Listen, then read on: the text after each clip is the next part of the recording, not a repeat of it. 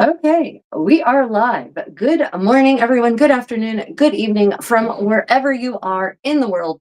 I am the creative Contessa, and today we shall be having our now weekly medieval sewing party. I'll be doing finger loop braiding. I'll be attaching lacing rings onto a 15th century Florentine gown.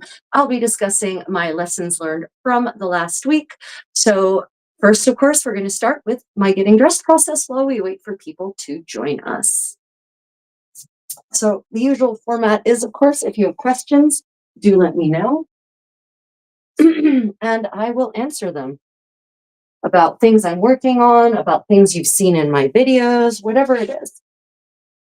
I'm curdling up this week. So I've got my Burgundian style, Franco-Burgundian style curdle. And as always, I will be lacing it up. This is a lace made of silk finger loop braiding, one of the styles of textile arts that I'll be demonstrating today. And as always, I will be using my reproduction bodkin, which is modeled off of extant ones depicted in Florentine portraiture from the late 15th century. Now, of course, some of you know, but I'll repeat anyway for those of you who are new. This is the end of finger loop braiding. This is made of silk. This is a 5 bows, broad lace of 5 bows. And it could have a chape on the end, but the chapes have all come off and I don't have the materials to make new ones. Or to actually point them properly onto it. So we are using, therefore, a removable bodkin from the same era. It works really super well. I am wearing a linen kirtle. It is unlikely that kirtles should have been linen. They probably should have, this probably should be silk. Well, what we have records of show silk and wool for kirtles. I have yet to find a record for a linen kirtle, unfortunately. Of course, I made this a long time ago before I knew that. And it honestly, because of the density of the linen, it fits super well. It's the best one I have for going underneath of my gowns. So there we have it. I can't see the chat. Hold on a minute. I need to turn on the chat for me so I can see the chat. Okay, there we go. Good morning, Takeda. Thank you for joining us. Susan, it's lovely to have you here again with us. Yesterday, I took you all on a tour I took some of you on a tour of the Daegu National Museum and its small and yet impressive and interesting collection of extant historical Korean clothing items. Unfortunately, there were not nearly as many on display as there have been. You may understand that museums rotate through what they have on display, even from their so-called permanent collection. So unfortunately, they took down some of the pieces they had up the last time I was there. Yeah. Guess whose back is wonky? Guess whose back is wonky? Susan, do you have back issues? Oh my gosh, I'm sorry. So the kirtle that I'm lacing up is modeled on sort of mid 15th century kirtles. It seems that if you mid 15th century kirtles for everyone, but it seems that the upper classes actually their kirtles started evolving and changing towards the second half of the 15th century to become for the opening, the center to actually no longer lace closed like this, but to open up wide and have a panel, a stomacher probably it seems to be what it's called in the Scottish expense accounts that would go under the lacing, actually. There is a picture of Margaret of York, well, it's identified as Margaret of York anyway, in which she is wearing such a kirtle. And that seems to be, if you look at young ladies who aren't wearing an overgown, they're wearing similar kirtles. And so I suspect that's kind of where kirtleage headed towards the second half of the 15th century. So my plan is to make a kirtle like that, where it's actually pretty wide open in the front and you have a stomacher that goes underneath and the laces go over top of the stomacher in a kind of fetching fashion. So that is quite possibly, that is my next kirtle project. I also plan to actually take my blue wool kirtle. It doesn't quite fit as well as I would like in the arm's eye, so I'm going to be doing some reconstruction work on that. And I will probably live stream that reconstruction work because fixing issues with fit on an already made gown where the arm's eye doesn't work quite right is actually a common issue amongst living practitioners of medieval living history. So I think it would be a useful thing for you all to see. Yeah. So, all laced up, all linened up. So, today's episode is, of course, sponsored by my generous patrons and my channel members. I really appreciate you supporting my work, and by Armor and Castings. And as I get dressed, I'm going to be putting on some Armor and Castings pieces, and I am going to show them to you. Armor and Castings, of course, are a Ukrainian-based medieval jewelry replica company. Yeah. Wait, what? Yeah. Just first, I've got to finish actually adjusting my linen small clothes. Ukrainian based. Yep. So they're a Ukrainian-based company, and they make replicas of items from the first millennium on through to the 17th century. Their focus is on medieval, sort of early to high medieval, but they do touch on other areas as well. Let's take this and put this anywhere else. I just needed to turn it on. I also wanted to tell you about some events that are upcoming that I'm going to be hosting, but we'll get to that. First, we complete the getting dressed process.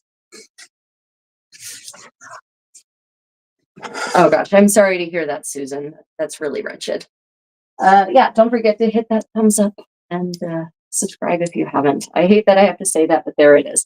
Okay, so I'm going to actually put on a belt this morning. This is called a Demiscent Belt. You can purchase the fittings from Armor and Castings, and you might even be able to purchase a final item. It's called a Demiscent belt because Demiscent means a half circle, and it's specifically these ends here. These decorative belt buckles are the Demiscent part, right? And this is a style. If you start looking in 15th century depictions of ladies in generally just their kirtles, you will start seeing this belt. This is usually worn over the kirtle, and then a gown will go over top of this. And then the gown that goes over top of this actually protects your pouch. Now, on my belt, I have a couple of fittings. I have a purse hanger. So you'll see that this metal thing is the thing to which the purse is attached, so that you're not actually putting those purse strings around your belt and scrunching it. The pressure goes onto the metal and then the metal hanger, and then the metal hanger distributes the pressure evenly across the belt itself. And of course, we've got nice fittings. In my case, I have fleur-de-lis fittings, which of course, my emblem is the fleur, is the gilio, the lily. And what's nice about the Demiscent belt is that because you have this chain and you have these hooks, you don't have to worry about adding holes as you change size. You just need to make sure you have a sufficiently long chain to adapt to all of your states of body size. And of course, medieval women were constantly fighting between pregnancy and not pregnancy. And so their, the breadth of their hips would certainly change pretty significantly and repeatedly throughout the year. So having a belt that's really adjustable by like this, fantastic. Question. Ocean answer. Good, my lord. Welcome back to our little intimate medieval sewing session. Is your belt from Armor and Castings? This one is sadly not from Armor and Castings. Theirs are actually nicer. Theirs are nicer than mine. I actually bought this one from a Polish merchant at Battle of Nations in 2013 in Aigues-Mortes in France, and it's nice. Don't get me wrong. It is nice, but theirs are nicer. And I'm actually going to talk about some of the downsides of this belt once I get Fingerloop braiding.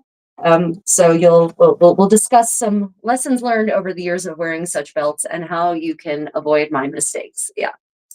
Let me just make sure I haven't missed any questions. Okay, great. So yeah, you should always accessorize, of course. So we can't have my hair all exposed like this. That's just not, no matter what, that's just not acceptable. Even in my intimate chambers. So many of you have often seen me put this on, and I'll put it on to demonstrate. This is what I call a winged coif. But of course, now that I'm dressed, I will bring this closer. This is called, I refer to this as a winged coif, but in the sources, the word coif does not seem to come up in terms of women's headwear, except in the coronation ceremony for for French and English queens. In English, the word that crops up tied with linen head coverings is a kerchief or a couvre-chef in the 15th century sources, in the French as well. And so, pretty certain that's what this was called. They didn't seem, because I haven't actually seen any orders for such garments per se with any kind of actual details. It seems that in the expense accounts, when they ordered something, the amount of detail you got may or may not actually be enough to determine what the garment really is in its detail, unfortunately. So, I haven't actually found anything in the expense accounts that specifies winged coif or any other particular winged kerchief, any other kind of shape. So, if it were possible for me to maybe find records from the craftsmen, the craftswomen and men who actually made these garments, they might actually specify in more detail the names, the actual names that they thought of for these garments, or the structural details. But I haven't found anything like that for England or France for a kerchief. So yeah. So I refer to this therefore as a winged coif in terms of its term modern living historians understand, right? But it is not. Don't stop distracting me. So cute, The cats are being cute or something over there. Anyway, so I call it a winged coif. It was probably a couvre-chef or a kerchief of some kind, so I might have to start calling it a winged kerchief. I am, of course, concerned that people might misunderstand, modern people may misunderstand what kerchief means. Anyway, this lovely and fetching style is relatively easy to make and makes for a good beginner hand sewing project. I teach such workshops in person and online via Zoom. So live in the sense of you're with me and we're interacting in Zoom. And because times are tough, and because I believe that creativity is very important for everyone as a way to de-stress and also enrich their lives, I am rolling out a new format for my paid workshops. So instead of charging a flat rate, I'm going to do a pay what you will format. So you can sign up, and if you can't afford to pay anything, fine, no problem. I don't want to exclude people from learning just because their financial circumstances might not be ideal. So I will be rolling that out. The dates are already set though. America's, there will be a 3-session workshop, 2 hours each. I will teach you everything you need to know how to make this. I will teach you how to properly cut linen in a technique I call the medieval laser cutting. Doesn't involve lasers, but it creates a laser cut edge, and you'll understand when you learn it. I'll teach you the basic stitches you need. We'll assemble it together. And basically, each session will teach you the techniques and we'll walk through cutting and whatnot. And then in between the sessions, you'll have goals to finish a certain amount of pieces so that you're ready to go by the next session. All sessions will be recorded so you can watch them and repeat them at will. And it will be via Zoom, so it will not be live stream or anything like that. So we won't have to worry about trolls interrupting our creative learning fun. So keep your eyes peeled for the official rollout of that. You will be able to book that through thecreativecontessa.com, where all of my paid workshops and classes are published and bookable. I'm still working out the how to do a pay as you will formats for people to be able to still book it, because the booking process also gives you the relevant information, the materials you need, the link for the Zoom, etc. So we're still doing it through my website. You still have to purchase it, even if your purchase amount is $0. I'm working with the Experience app people to figure out how to do a pay what you will format in Shopify. So stay tuned, but the dates are America's Saturday 7th, Saturday the 14th, Saturday, June 7th, Saturday, June 14th, and Saturday, June 21st, 6 p.m. East Coast time. Figure out what that is in your relevant time zone or hemisphere.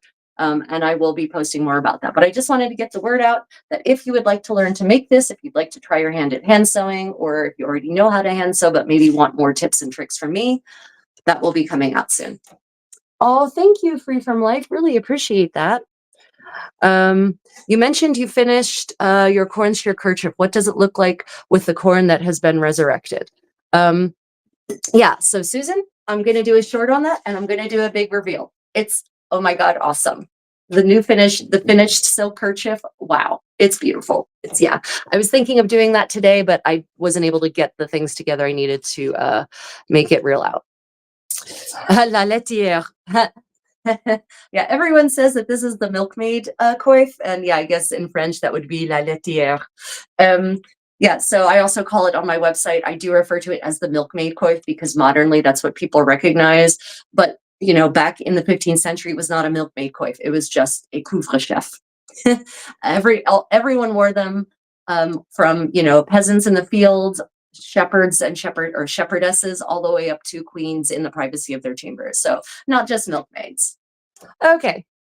But I'm not going to be wearing this today. Instead, I'm going to give you a different casual look for doing our finger loop braiding and whatnot. So actually, I'm going to be wearing just my silk frontlet as a casual option.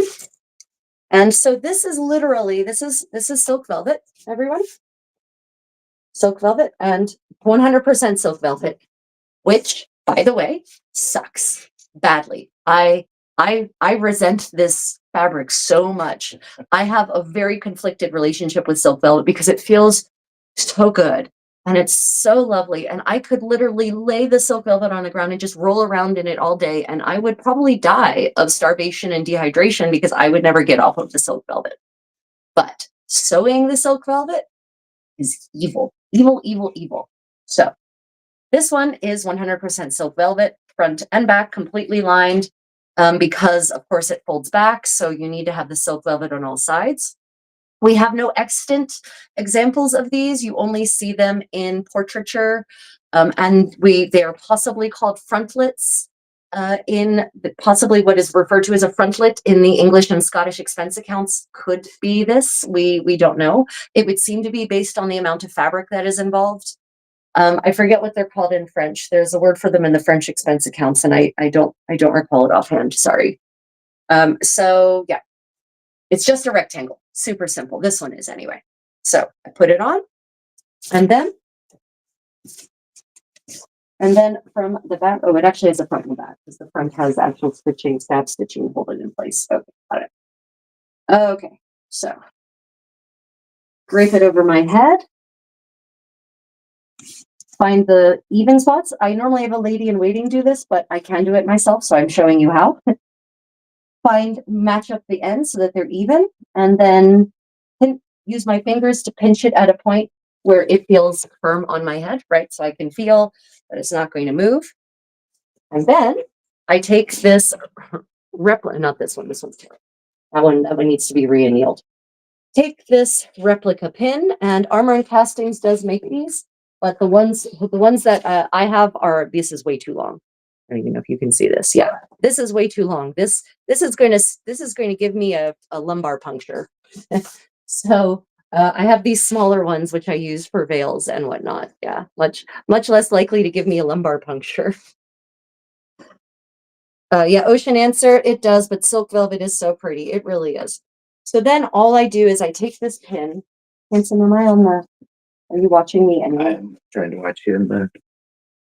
Can they see me? Yeah, they should be able to see it. Okay, great. Okay, and I just put the pin through. And it doesn't matter if you aim the pin at yourself because the silk velvet will protect you. Okay, and then I just fold it back like this. And voila, I have a casual frontlet to just kind of frame my face. How does that look? Good. Cute. Very cute. Very cute. Excellent. I'm very attracted to you. Yeah. Okay, so this is going to be my casual look today because with this lovely frontlet, I can bling up. So we're now going to bling up with some of my Armor and Castings beauties. So today's beauty that's going to be going on my frontlet, this is called a nouch or a nooch or a noucha or a nusha. There's like 7 different ways to actually write it and say it in 15th century English from the expense accounts.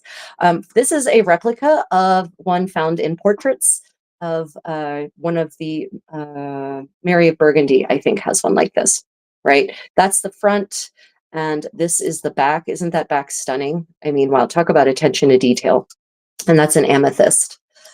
And this is by Armor and Castings. And you can pin this. I'm going to do a fun short video, but these things can go literally anywhere.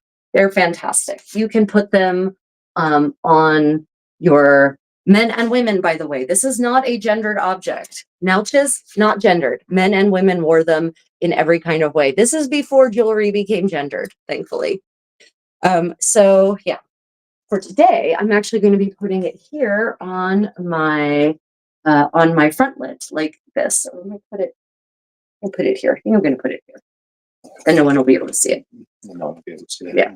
So you can put it, there's a lot of different places that you see these attached. You see them attached here on the side of the headdress. Sometimes you see them attached here on the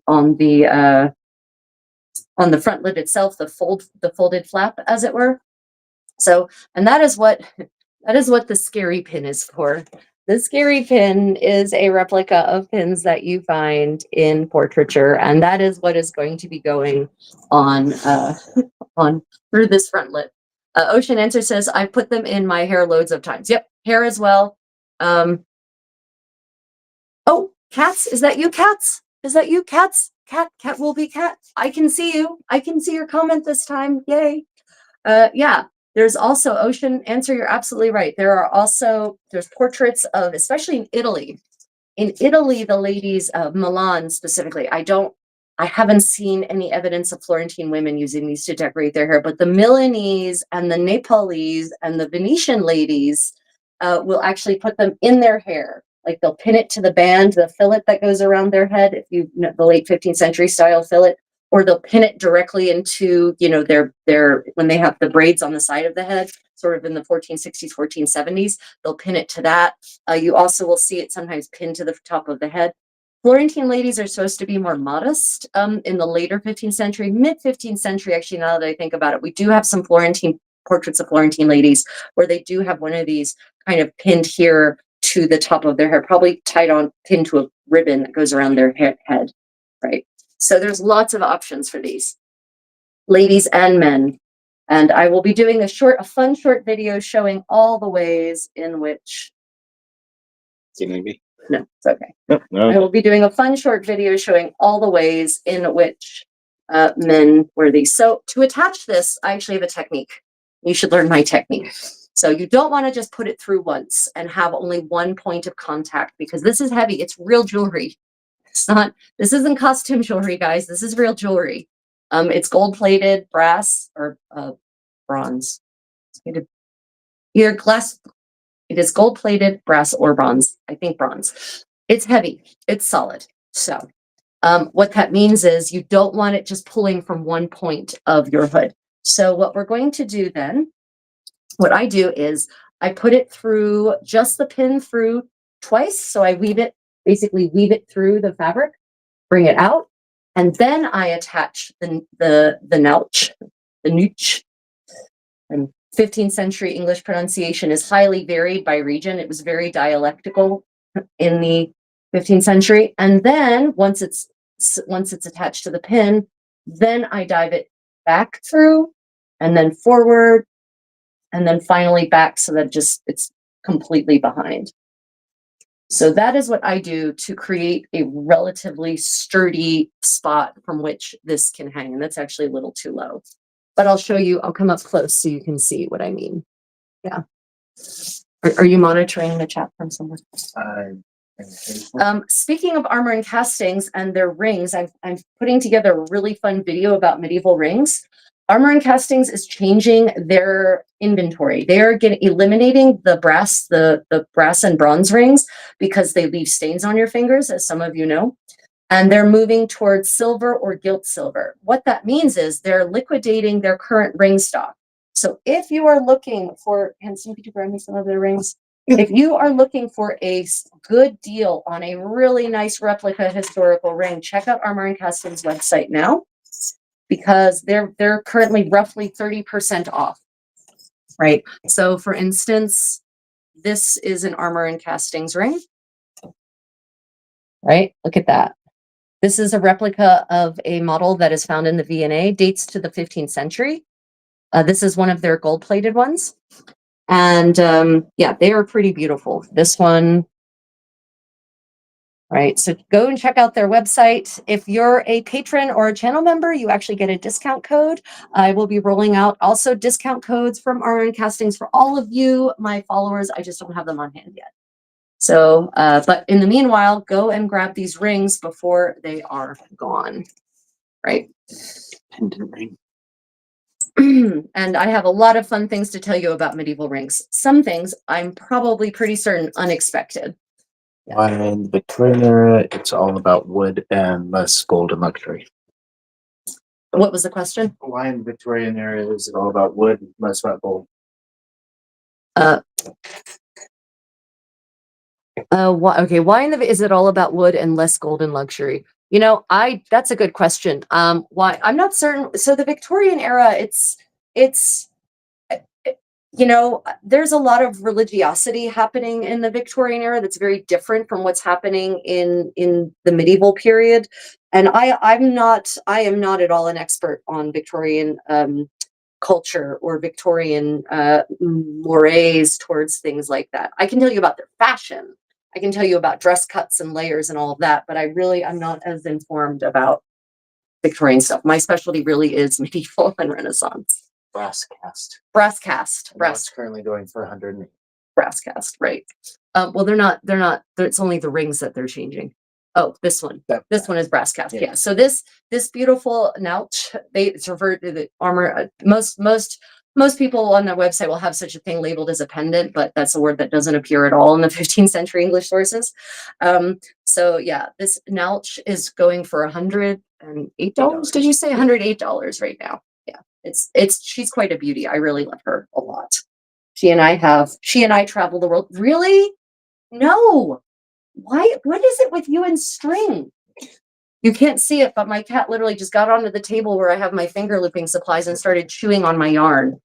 Like, I don't even talk about having a sixth sense for yarn. Okay. Hey. Finally, for today's blinging creation of the bling, the collar of glory, the Maria Portinari collar, right? So this is another armor and castings piece, and it is one of their masterpieces. Honestly, this thing is amazing. And it's a replica of the collar worn by Maria Portinari in two of her portraits, in what people refer to as her engagement portrait, and then to the Hugo van Gogh's altarpiece that is in the Uffizi currently, right? So this is a very splendid replica of that. Okay, well, we are all ready to go today, and I may not keep, it's kind of a little warm here. I may not keep the silk velvet hood on. We'll see. We're getting into summer. We'll see how it goes. Yeah. Okay, everyone. I put the brooch in my hair like that. Yeah. Let me see. Oh, I missed something. My SCA character is based off of a 1570s Mignon du Roi. Androgynous manservants, though my character is from Gelders. Gelders is a good place to be from. And just put it on the top of my head before my braids, but before my heart-shaped twists. Nice. That's pretty cool. What a neat choice. Okay, so. Interesting and well-dressed. If by well-dressed you mean rushed SCA doublets that just happen to be made of silk.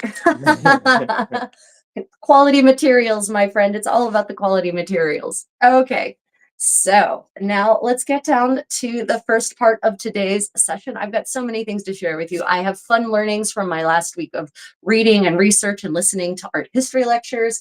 Yesterday we went to the Daegu National Museum, and we took you on a tour of the handbook, but then we went to the bookstore afterwards, and I'm so sorry that I cut the live stream off before we went to the bookstore, because that would have been really interesting for many of you, I think.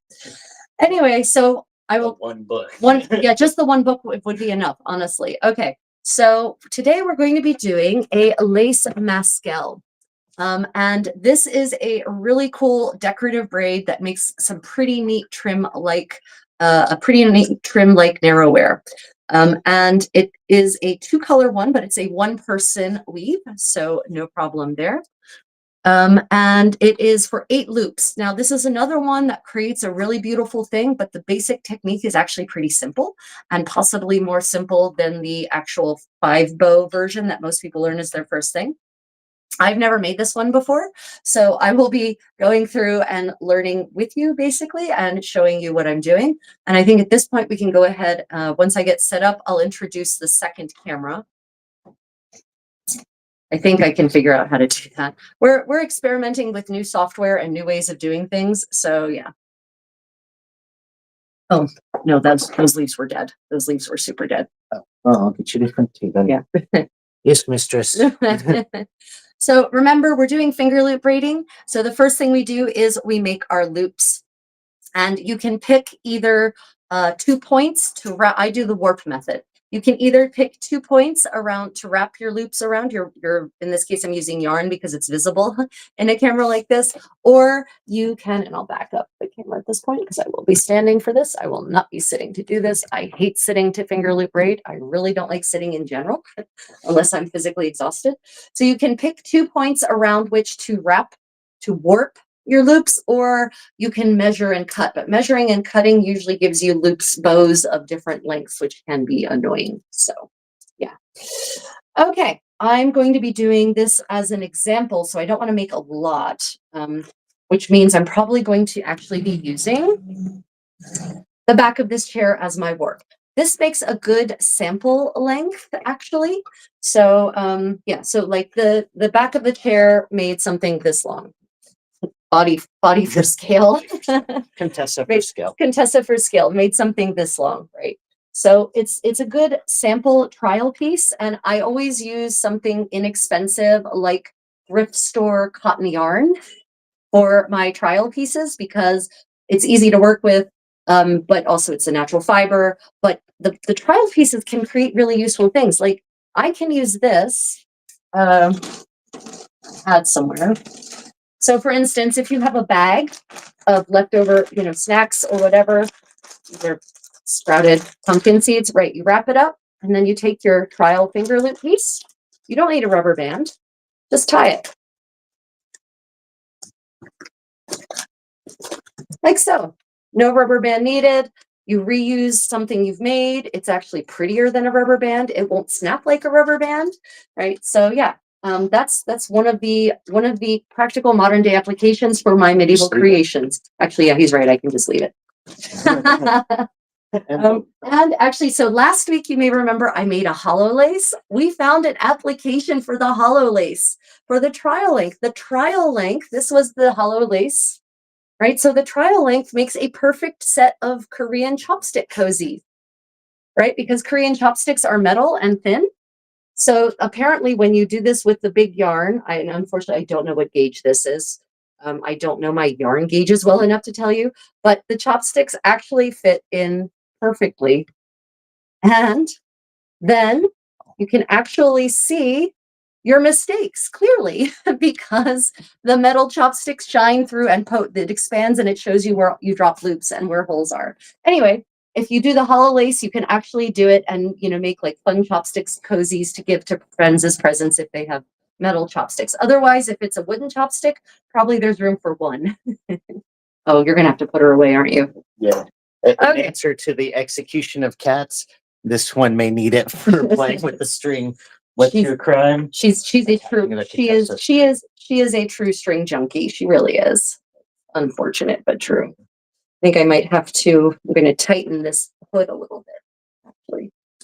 Okay, so we will be making a lace mascal today. And goodness knows what fun application I'll find for the sample piece. The sample pieces are also, honestly, for people who have long hair. They're long enough to make a pretty decent hair tie for ponytails or for tying off braid ends. For making a bun, I've used them to do buns, to tie up a top knot kind of bun on the top of my head. Okay, so here we have, we're doing green and red today for our lace mascal. And remember, when you warp your strings, your yarn, you don't want it to be too tight. You don't want to stretch it too much because, yarn especially, unlike silk floss has almost zero give. Anything that's plied has a little more natural stretch to it. The thicker and bigger it is, the more stretch it has. So you don't want to pull too tight when you're warping, because if you do, you could end up, one, your loops won't be as long as you think they're going to be because you've stretched it already. Two, you might not be applying even stretch. And so some of your bows, as they're called in the 15th century, will end up longer than other bows, right? So don't keep it taut, but don't pull excessively. And also don't stand on it. And also probably lock your cats up. Okay. Green and red Christmas. You could, if you watch the live stream from your laptop, you could probably monitor the chat there. Oh, yeah. Yeah. Oh, but I don't want to interfere with the... It won't. Remember, that was a root router thing. Oh. Okay, so we have our 4 loops here. And as always, remember when you're making your loops, always always leave tail on either end from where your loops actually connect because you need to tie a knot. And it's better to have more yarn than not enough yarn to tie that final knot. And I, especially if you recall, when I'm tying my knot, I tie a knot in the ends and then I take the tails and I tie them around the bows so that I basically make a bow package. And I will show you what that looks like. Have you connected yet to your phone? It's basically ready. Okay. I just have to click join stream. Okay. Yeah. Go ahead and click join stream and then we'll see what happens. Okay. So this is what I mean by creating a package for your bows, right? Ah, great. Wait, how did you add as the creative Contessa? I just put the name as TC. Oh, okay. Okay, so I'm now adding the above view. So we will have the dual view option for you. Let's see if this works. Let's see. We're trying new things with you. We're trying to give you the best, most efficient experience. It's showing up here yet, so I yeah, I can see it. Okay, so that is, and this is what it looks like. Where are your cameras? Oh, they're over here. Okay, yeah, this is what it looks like. Sorry. Yep. Your head keeps moving it. Yeah, it might have to be a little higher. Okay, let me. Sorry, we're probably going to get you a little dizzy. Okay, so we have our first set of loops. Next set of loops is going to be red. I am not short. I am a medium 5'6". Okay, so next we're going to do red. Okay, and the red and green will contrast nicely and you'll be able to see the pattern. You don't have to pick 2 colors if you don't want. You could absolutely do 1 color and just have a really pretty pattern, especially if you're working with silk. The shine of the silk alone could be enough to make, oh, that was not the place I needed to put that. That should be over here. Okay. The silk alone will make a nice shine and you don't necessarily need 2 colors. But, you know, the Middle Age is very colorful. They loved their colors, contrary to what Hollywood wants us to believe by what I refer to as Hollywood drab, medieval Hollywood drab, or Hollywood medieval drab. That's it, Hollywood medieval drab. The Middle Ages was super colorful. Put on the mud filter. Put on the mud filter. Yeah, exactly. Also, the Middle Ages was not really any dirtier than you know, up until relatively recently. We've only recently become obsessed with being super duper clean, but medieval people also prized hygiene a lot. Yes. Yes, we know her head's blocking the camera, but it's not actually doing anything yet because she's moved on to the right. Okay. Well, there, I stepped back. Now my head's not. Now my head's not blocking the camera. Now that we can see both, they can't actually see her hands either. Oh, right. It's interesting. Nolan used to finger knit as a kid a lot. Reminds some of that, even though it's a lot more complicated. Never finger knitted before. Finger knit. So I know finger crocheting. I am actually not as familiar with finger knitting, or maybe finger knitting is crocheting. Maybe they're the same thing. Maybe. Ocean answer, armor and casting buttons fell off. Yeah. I hate it when my buttons fall off and I don't realize it. Oh, armor and casting buttons are expensive. Were you talking about the really pretty, like Henry IV reproduction ones? Those are really nice. Okay. How do we look? It's the Georgian era because it's too plain. So we may need to lower this camera to be able to see the front, but then we wouldn't be able to see your face unless you're sitting, which you don't want to do. Yeah. Okay. I can actually play with the layout. We probably should have experimented with this beforehand. There are different layouts I can actually choose. Unfortunately, they're not. Trying to realize which one is the layout one. Nope. It's the first one. Layouts, yeah. Okay, so I can actually do different layouts. I could try that one. Okay, so that one, yeah, so that's picture in picture basically. So you can see me fully, and then from above you can see my hands. So that is an option. What do we think of that for finger loop braiding, everyone? Let me know your thoughts on how effective that angle will be. Almost there. Meanwhile, I'm going to keep setting up. Because you know we're not yet at the. Oh, that's good. Yeah. Okay. So now we're going to take our two bundles. We have our two bundles. Okay.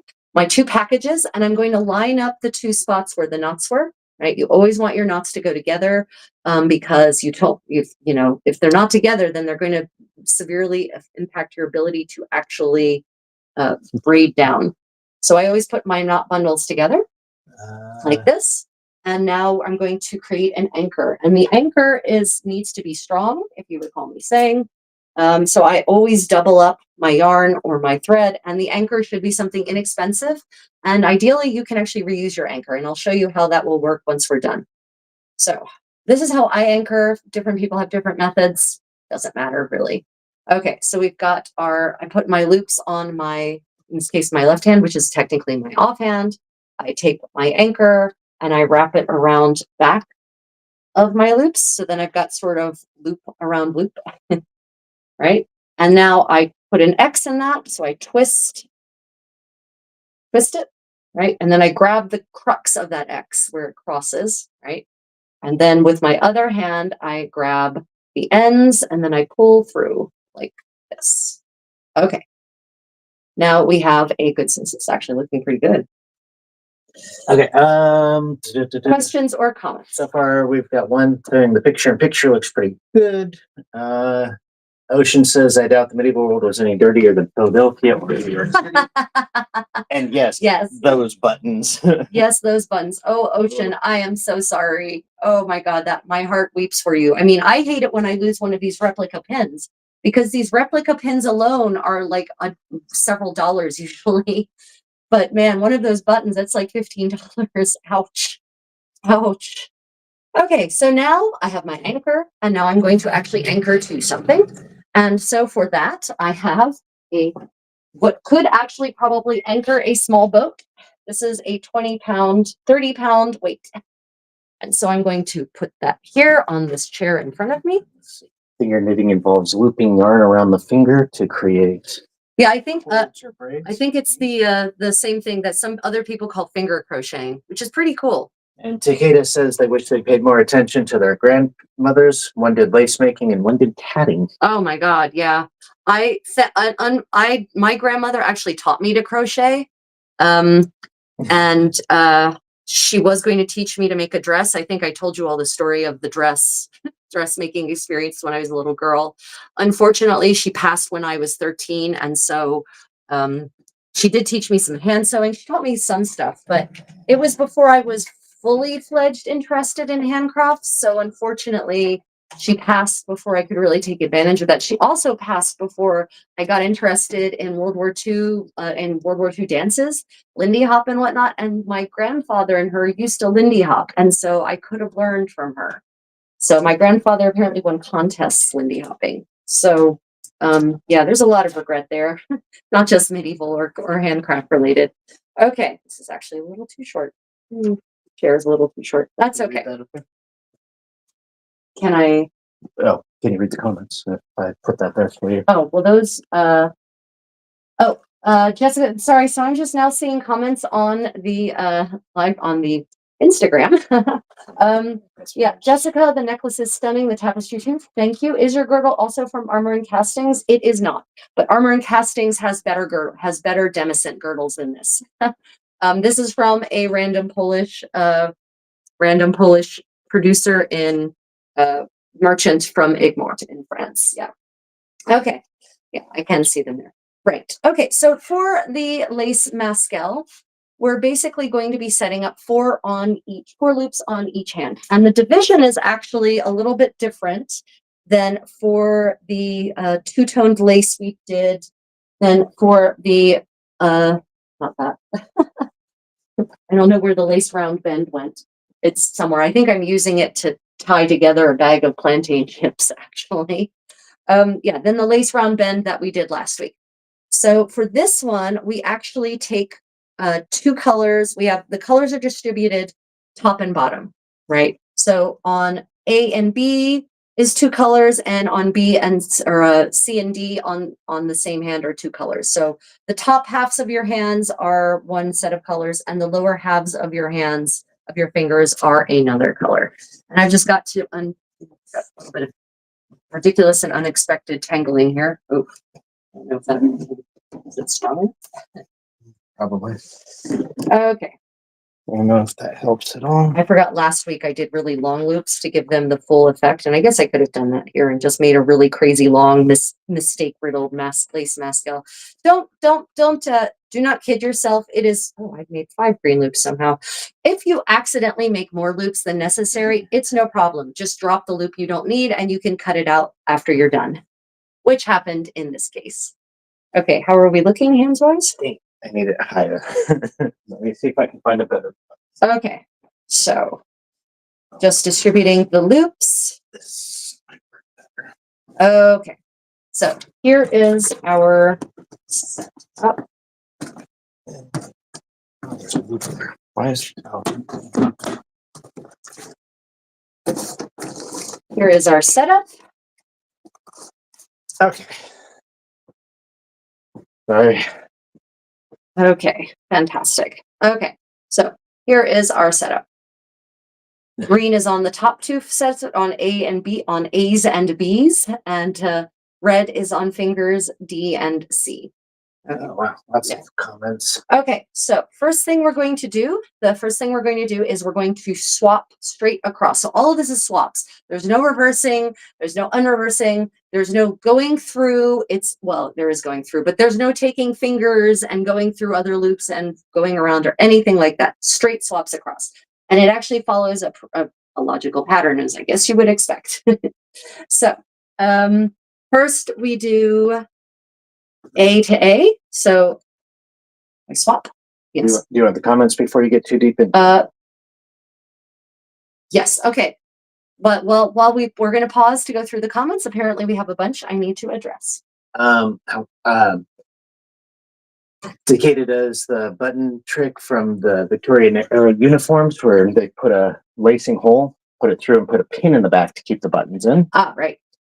Nice. That way you can take okay, so let me clarify that. So Takeda talks about a technique for making sure your buttons stay on, and actually this is a technique you do seem to find in medieval buttons as well, because we have some extant garments from the 14th century that where they have lace holes, but they have buttons attached to them, and so what happens is you actually make a lace hole on these. And then you actually sew thread through the back. The shaft of the button has a ring. These are cast buttons. So there's like a ring on the back of the button, a ring shaft on the back of the button.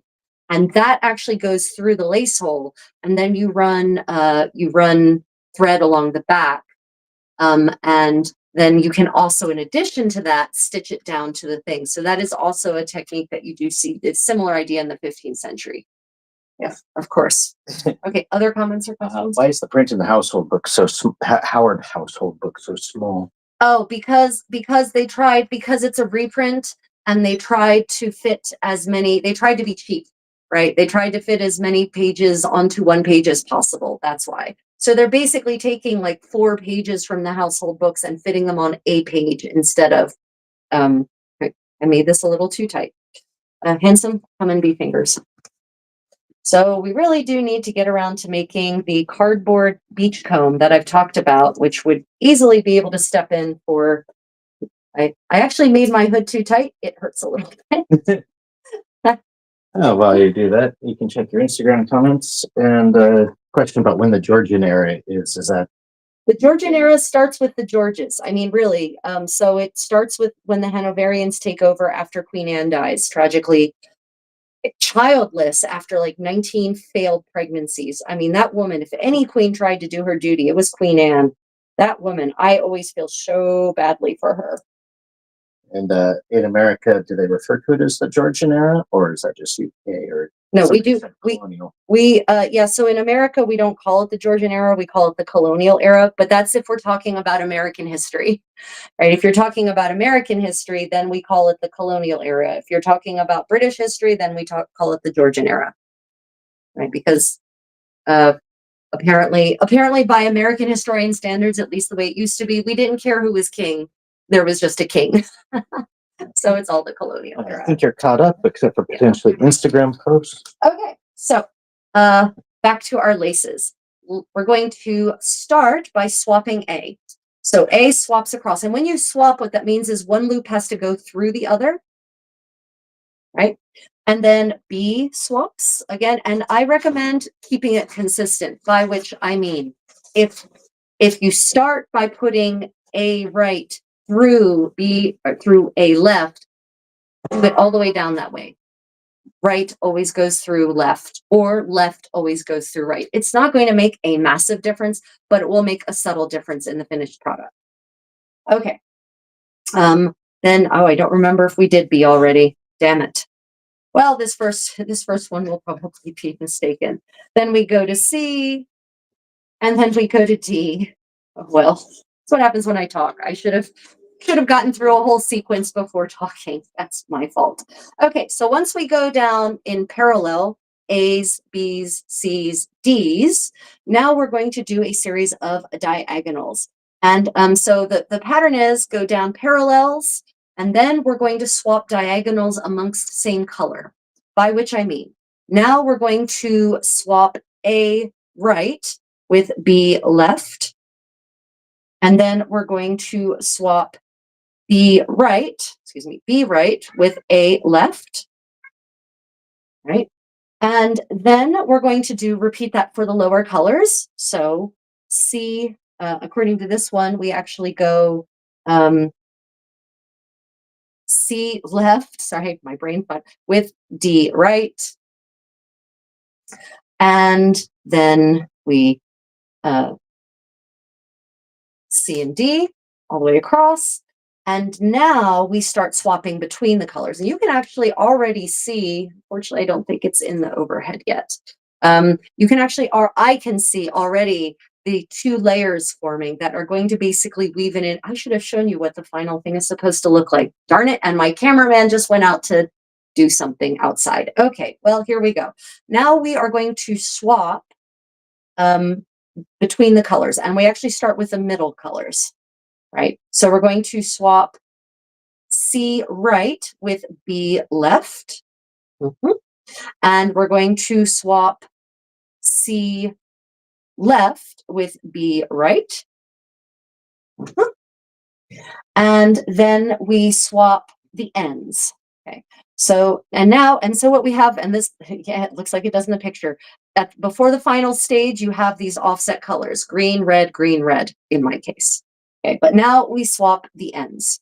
So we swap A right with D left, and D left or D right with A left. Yes. Okay. And we tighten. Okay. And then at the end, by the end of that, we have now this colors should once more be your A's and B's are one set of colors, your B's and C's are one set of colors. Okay, let us repeat that. And that is the spot. So that final swap, I'm pretty certain, is the spot at which the two pieces connect. I think I can do this. I think I can show you what we're working with here. Okay, so from the above camera angle, that is the lace Mascal, and then I will show you here. This is probably the better one. That is what we are working towards right there. So it makes this really fun kind of helix. Helix, that's the word I'm looking for. It makes a kind of helix that you can then apply as trim to various lovely things. Okay. Questions about that? Let me know if you do. Oh, and somehow the comments on this screen got, so I can't see the comments. There we go. Comments. Okay. Right. Okay. Questions about that? Otherwise, we will repeat that. And I need to get this into my bones, as it were, before I can start talking about some of the other fun things, because we all know that if I'm trying to teach myself a new finger loop braid and I start talking, it goes to hell, right? Okay, so once again, A's swap, B's swap, C's swap, D's swap. Okay, and now we go through, let me see, A, B, C, D. Oh, I missed, we're supposed to do that again. Then they swap again. Well, the first one is always a little messy. Then they swap again. Wait, what the hell? Oh, no, there's A right exchanges with B left. No, the diagram is wrong. That's fun. Okay. Right. And then we go again. Yeah, okay. Well, so it's this, I just realized the diagram has different instructions than, I think the diagram has an error in it, actually. I just realized. So look at this diagram. Yeah, so you can't really look at the diagram because I don't have someone here to hold it for me because he went away. He shouldn't have gone away. Right. So it looks like they've actually repeated the 1, 2, 3, and 4 in the pictures, but I don't think A right exchanges with A left, B right exchanges with B left, C with C, D with D, and then there's the cross exchanges. Okay. The diagram is wrong, handsome. What? The diagram repeats steps 1 through 4, which thankfully I ignored the first time. 1, 2, 3, 4, 1, 2, 3, 4. And it's not in the written instructions. Okay, well, thankfully I did what my instinct told me to do the first time rather than what it thought I do. Okay, I need that. Oh, yeah. Yeah. Yep, good. So just remember that editions of books have mistakes. They're made by people. We artisans make mistakes all the time. And sometimes you, the user, get to spot the mistakes and hopefully correct them and alert the writers of the authors to their mistake and improve the product in the process. Okay, so now we go to our crosses, right? A right with B left, B right with A left, and then we move down to C right with D left, D right with C left, and now we do crosses between them. So we do C right with B left and B right with C left. And then we do our acrosses. So we go A right to D left and D right with A left. And look at that. We've once more migrated. Green is back on top. Red is down below. And there you can see the lace Mascall starting to form. And clearly I should have been applying more pressure. That's on me. Yeah, so it's, tension. Remember with finger loop braiding, maintaining even tension is a key to making sure your pattern is roughly the same size throughout. Okay, and now we repeat. So we go down, A to A, B to B, C through C, D through D. And now we do our crosses, A right, B left, right? Yeah. B right, A left, and then C right with D left, D left with C right. Okay, and then we have our big cross swaps from the end, A's through D's, A through D. And there we have it. And look at that. It's maybe not as awesome a pattern when you're doing it in giant yarn, but it probably works out better when it's not giant. But we'll see. Once it's done, you'll take a look at it and you can decide if you would want to do it in something finer or not. Remember, I do them as demonstrations in big yarn because otherwise you can't really see anything that's happening at all. So I just dropped a link to Gina B Silkworks in the chat. You Okay. can get the Take 5 Bows Departed there book for £18.99. No, links will not show up. Oh, it won't show up? No, Nobody can see my link? Nope. Links will never show up in the chat. It automatically deletes links, I'm pretty certain. It still shows it for me. Can anybody see my link? Oh, did it show up for you? Unfortunately, I've got nothing chat. The chat has stopped coming through. Oh, how's your back, Ryan? Getting follow-up from MRI? Yeah, it hasn't shown up here. Yeah, I think I've got a delay. No, it showed up pretty much immediately. Interesting. We should be back. Huh.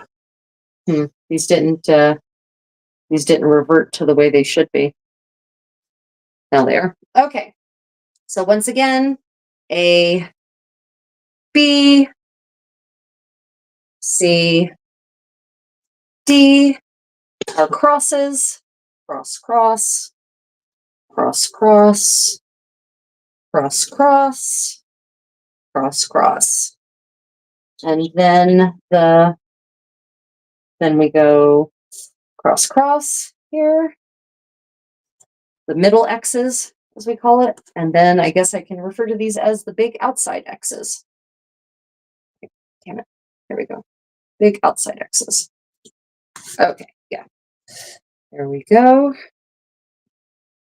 Fortunately, there is a mistake there, and so it bonded it together twice in one spot, but that's okay. Okay. Swaps all the way down. Swaps all the way down. Then final fingers. Then we have our our monochrome crosses. Monochrome crosses. And then we have our crosses in the middle. And then we have our end crosses.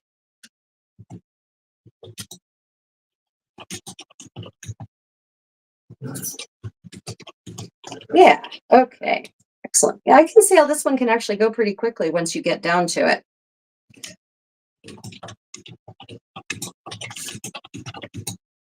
So some of you have been asking me about, I wonder if I don't, nope, I'm not yet at the I can chat and do this phase. I tried, I tested it. Nope. We'll have to get back to the topic of laundry a little bit later. Still getting this into my muscle memory. Does anyone have any questions about the technique? Does anyone want me to slow it down and repeat it again? Go through step by step. Let me know. I can absolutely break it down again. Now it's deleting my comments.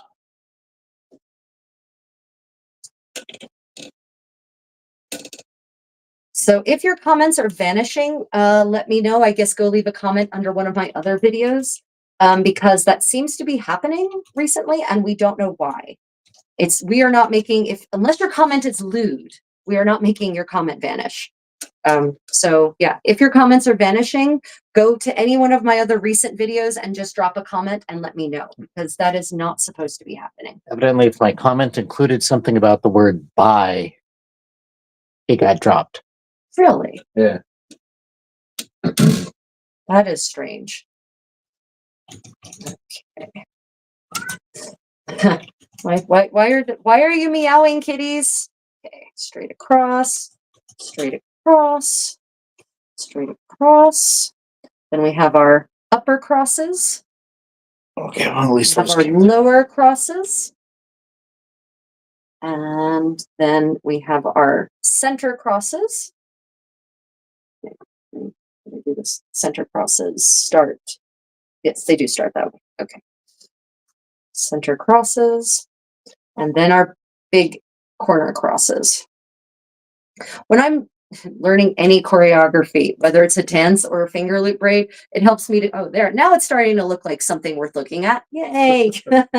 I always try to come up with handy mnemonics to help me remember the sections. So you can hear me now. I've developed a series of mnemonics for the lace Mascal. So straight down, and now we have our upper crosses. And then we have our lower crosses.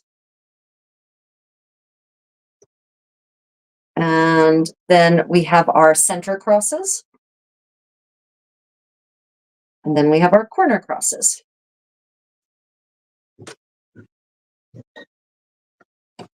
Handsome, I really don't recommend doing laces in that because that stuff stains and it looks really bad. I was just looking for something else. Oh. Right. So that is something to consider when you are choosing materials for finger loop braiding.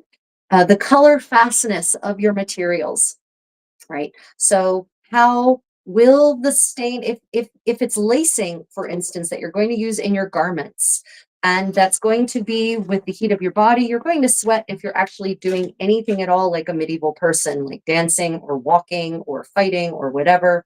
And so the colors are very likely, therefore, to actually leach and into your other clothing, and they will leave stains. Red, especially modern red, is extremely color unfast and will leave red stains everywhere. Technically, this is the double helix braid in a way. Yeah, actually it is. Yeah, it's so okay. So I've actually reached the end of what my poor little fingers can do, and I'm starting to lose circulation in my fingertips. They're turning a somewhat alarming shade of purple. So now I'm going to show you my technique for how I finish these things off until I'm going to use it for something else.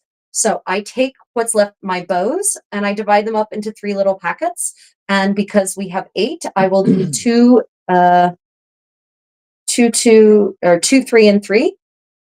So 3 bows, 3 bows, and 2 bows. And then I just do a regular 3-strand braid to say hi to DC. Cap it off. Say hi to him. DC4. DC4, welcome. Thank you for joining us. Yeah. Reminder, don't forget to hit that thumbs up and hopefully subscribe. After the video post, if you could just leave an emoji if you wish to support my channel extra, that would be fantastic. Okay, and then I just put a little over in a hand knot like this to just kind of secure it.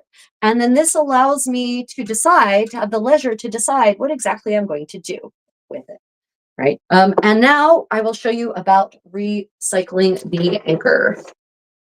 Okay, so if you're good, if your thread hasn't knotted too much, you can actually undo the knots, or is it too tight rather? The anchor knots that you have, if they've been bound up because you've been pulling on them and tugging on them violently for however long, then you can actually untie it, which I was able to do, yay. And then your anchor pulls right out. So am I visible? I can't see it yet because there's a delay. Of course there is. Okay.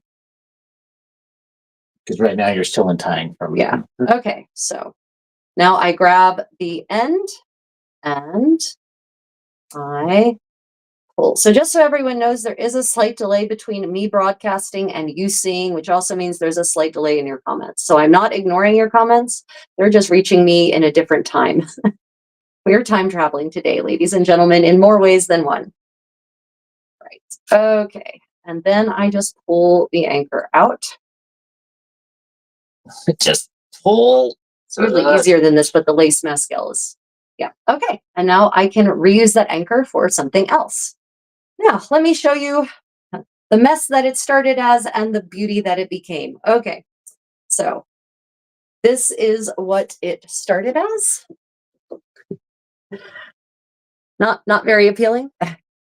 But this is what it became, and this is really cool. Oh yeah, yeah. This is super cool. Now it's fat. The yarn is fat. I'm not fat shaming my Fingerloop braid. My point is that the yarn is actually fat, so you can't really tell that there is actually a little eyelet between those 2 helices. So if you were to do this with a finer yarn, silk thread or silk floss, something like that, maybe crochet yarn instead of knitting yarn, you would, or at least knitting yarn of this gauge, you would be able to see that it would have this really cool.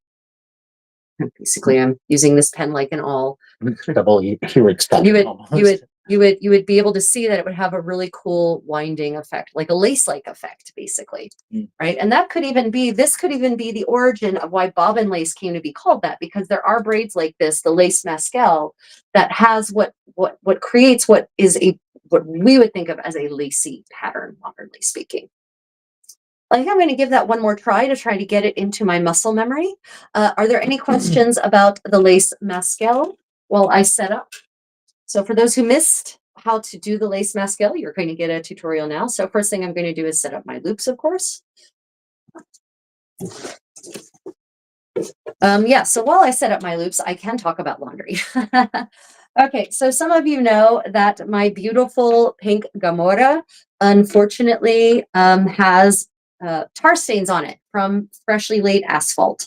from an event at which I wore it when I was walking from the house at which I was staying to the event site, and I walked across freshly paved asphalt, and it got tar on the dress.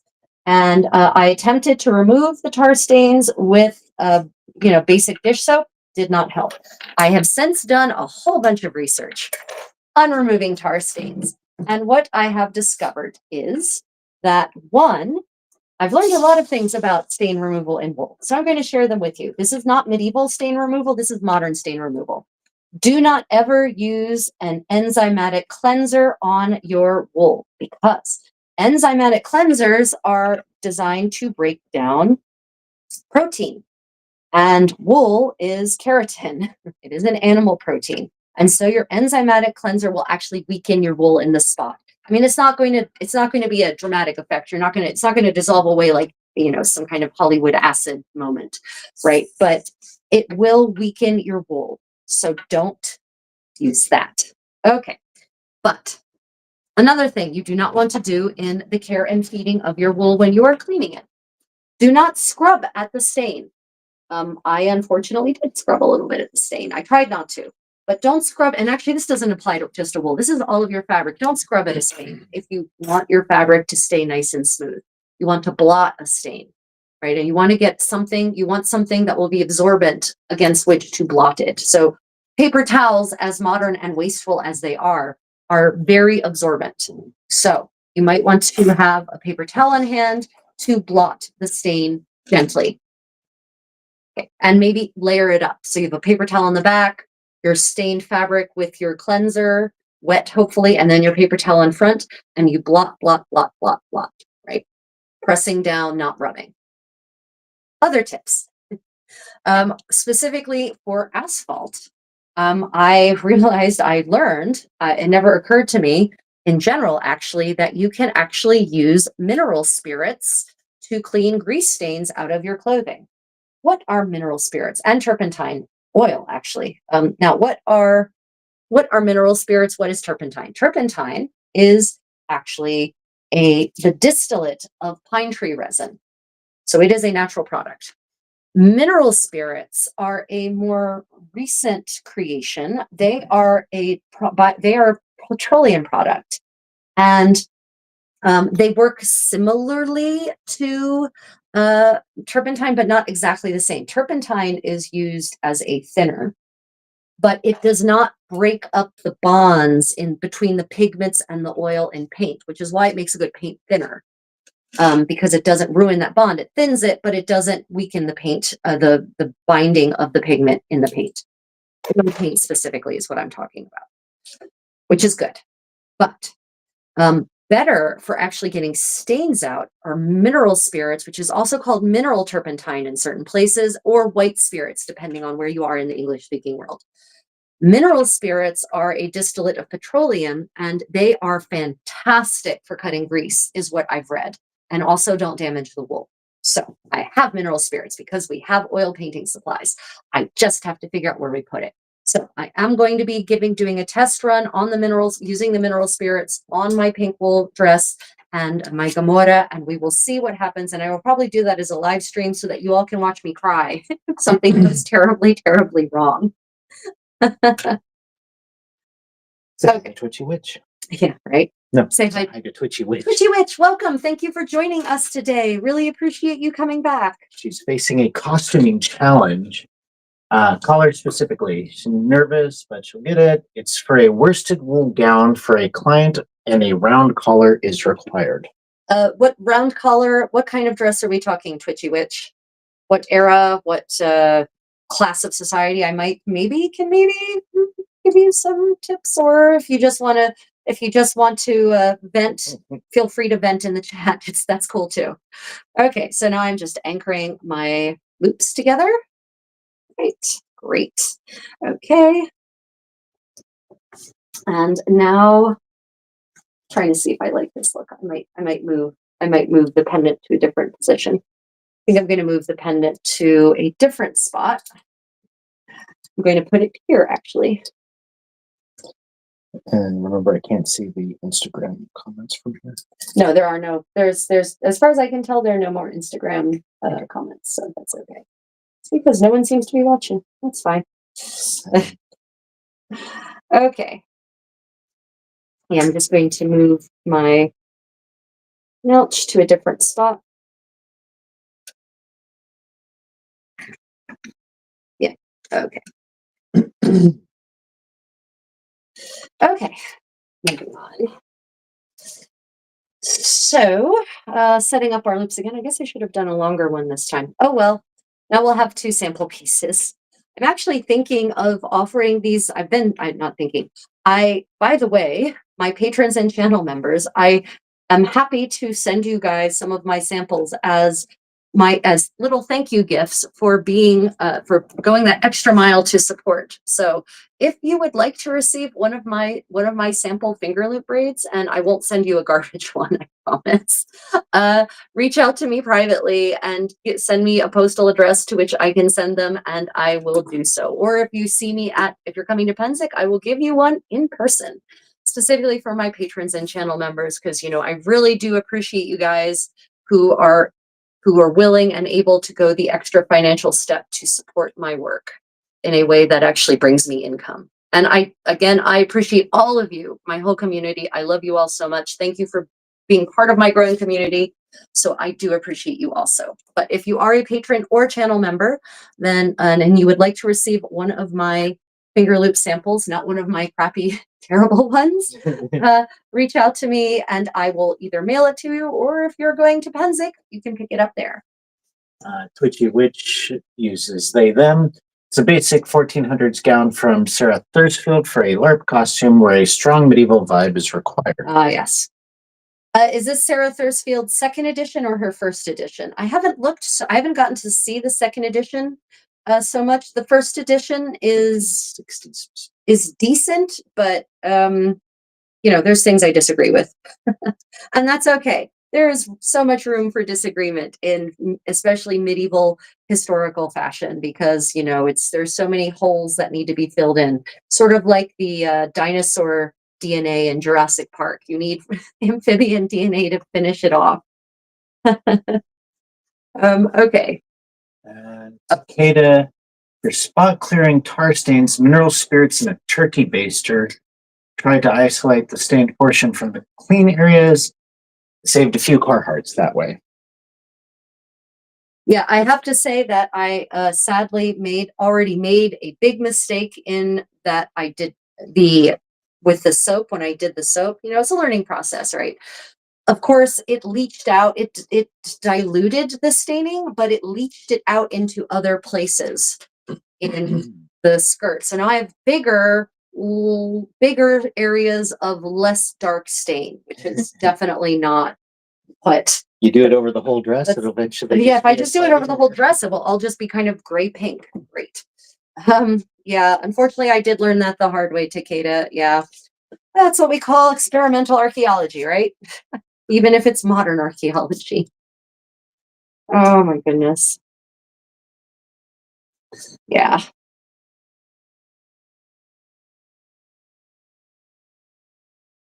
I'm working on my project too right now. Yeah, and the condottiero is working on putting his farsetto back together, so that's cool. We're all doing stuff here today. After we finish with the finger loop braiding part of our session, I do plan on continuing with the attachment of lacing rings. So I'll be able to review the technique for that, for those who might want a refresher on that. Yeah, this lace Mascall is pretty fun. The sort of the dance-like nature of the choreography pleases me. And our hope is today we will get out to the river and be doing some dance practice, medieval dance practice, authentic medieval dance practice that didn't end up happening last week for a variety of reasons, amongst them the weather. So yeah, if you're interested in watching us do medieval dance, stay tuned. That will be coming this afternoon, my time, which could be in the, why? It's raining. It's raining. So again, the weather. Unfortunately, where we currently live is not large enough for medieval dancing, which is unusual for me. We could dance on the roof. We could, in the rain? But it might still be, well, it might dry up there before the grass if the rain stops before this afternoon. Well, Well, we'll see. I don't know. Is it supposed to rain all day? I don't know. You have my phone above your head. Oh, yeah. Well, and there's no other way to access that information, huh? Nope. If only there was some kind of machine that could connect to a source of information. Yeah, I was reading that a lot of people under 20 actually don't know how to type anymore and don't know how to actually use computers, whether laptop or desktop. That's kind of terrifying, guys. That should not be. That is a real sign that we're entering a dark age when you can't even type anymore. Use your own. They can't write and they can't type. They can only swipe or thumb type basically, and that's not good. Okay. Comments. Twitchy Witch got to meet her. I'm assuming Sarah Thursfield yeah. At the Torn Market. I mean, they nerded out together about nuns. Cool. She recognized her at first, and she used it for a basic pattern to do the springboard off of. And in the end, their nun kit, was actually mostly extant garments from Saint's relic, the robe of Saint Francis specifically. Interesting. Very cool. Takeda is doing fine line work on shields. Ooh, and it's nice. raining where Susan is. Sarah. I said because I said Sarah a moment ago. Who's doing what? What's the last thing you said? I didn't understand. It's raining where Susan is. Oh, Susan, aren't you in Baton Rouge? Like where it's like always raining? I have friends. So here, this will amuse you, Susan. When we were living in Albuquerque, we had friends there who went to New Orleans and specifically took video of water flowing, of the rain, of gutters. Oh shoot, I don't remember where I was. Damn it. Well, this one's not going to be as perfect as I was hoping it would be. Ooh. I don't know where I was. Oh well. Okay. Well, here we go. I'm somewhere around this phase roughly, so it's harder with this because you can't tell just based on where the pattern is. I mean, you kind of can, but there's a couple of spots you could be. Well, here we go. It's raining in the UK too. Yeah, picture a friend of mine who's a British.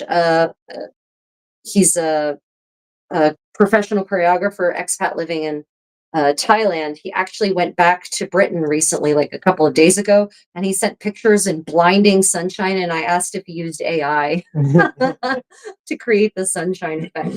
I mean, okay, guys, I lived in Europe for 12 years and I spent a lot of time in the UK, and I know it can be sunny, but yeah, it's kind of not the default, you know. I lived in the UK for like 7 years. It was sunny every once in a while. Right. Apparently, I'm not yet quite at the talking and doing phase on the Mascal. I can sort of do it, but unfortunately, I lose my spot if I'm talking about anything that requires actual thought. If anyone wants me to slow down and demonstrate the lace, any stage of the lace Mascal, just let me know. Nope, that was not that stage yet. See, told you I can't really talk yet. Damn it. Keep stabbing myself. Why? So I'm terrified of pins and needles, and I keep stabbing myself with my needle. Trying to recover where I might am supposed to be, but probably not. Nope, that definitely went wrong. Maybe not. Well, whatever. I just made a new braid. Okay, let's try this again. Susan said the first time in New Orleans, she saw two policemen who had accidentally locked themselves out of their car and were trying to break in. Great. Wow, that's fun. And that's a fun story. Twitchy Witch says, no, it really was sunny recently, but the rain has again arrived. Mandates sewing and craft days. Yep. Yeah, today's definitely a sewing and craft day. If I had the mobile data speed to go out and go out on the river or into one of the lovely outdoor sites they have here in Daegu, I would totally take this show outside.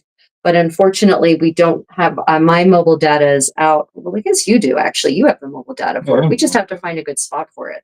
That's the hard part, one where we won't constantly have Koreans coming back going, oh, yeah, put that. That's okay. I think my community can handle a little compliment from random passersby. We'll solve the skill gap with this one trick. Since maybe the third one will be the good The one. third one will be the good one, yeah. You know, This one, I mean, there's already a massive learning curve. Like I can totally see the learning curve here. Third time's the charm. Third time's the charm. Yeah. There's absolutely, I mean, it's this one's way better. This one is significantly improved. Trust me, y'all want to definitely see the book that we found at the Yeah, when we get to the book corner, I think you're going to be super happy if you stick around for book corner. Contains information that I didn't know. Yeah, so last year, for those who don't know, last year at the Daegu National Museum, about a year ago actually, there was an exhibit on historic Korean footwear, like 1,500 years of Korean footwear. I mean, going back real far.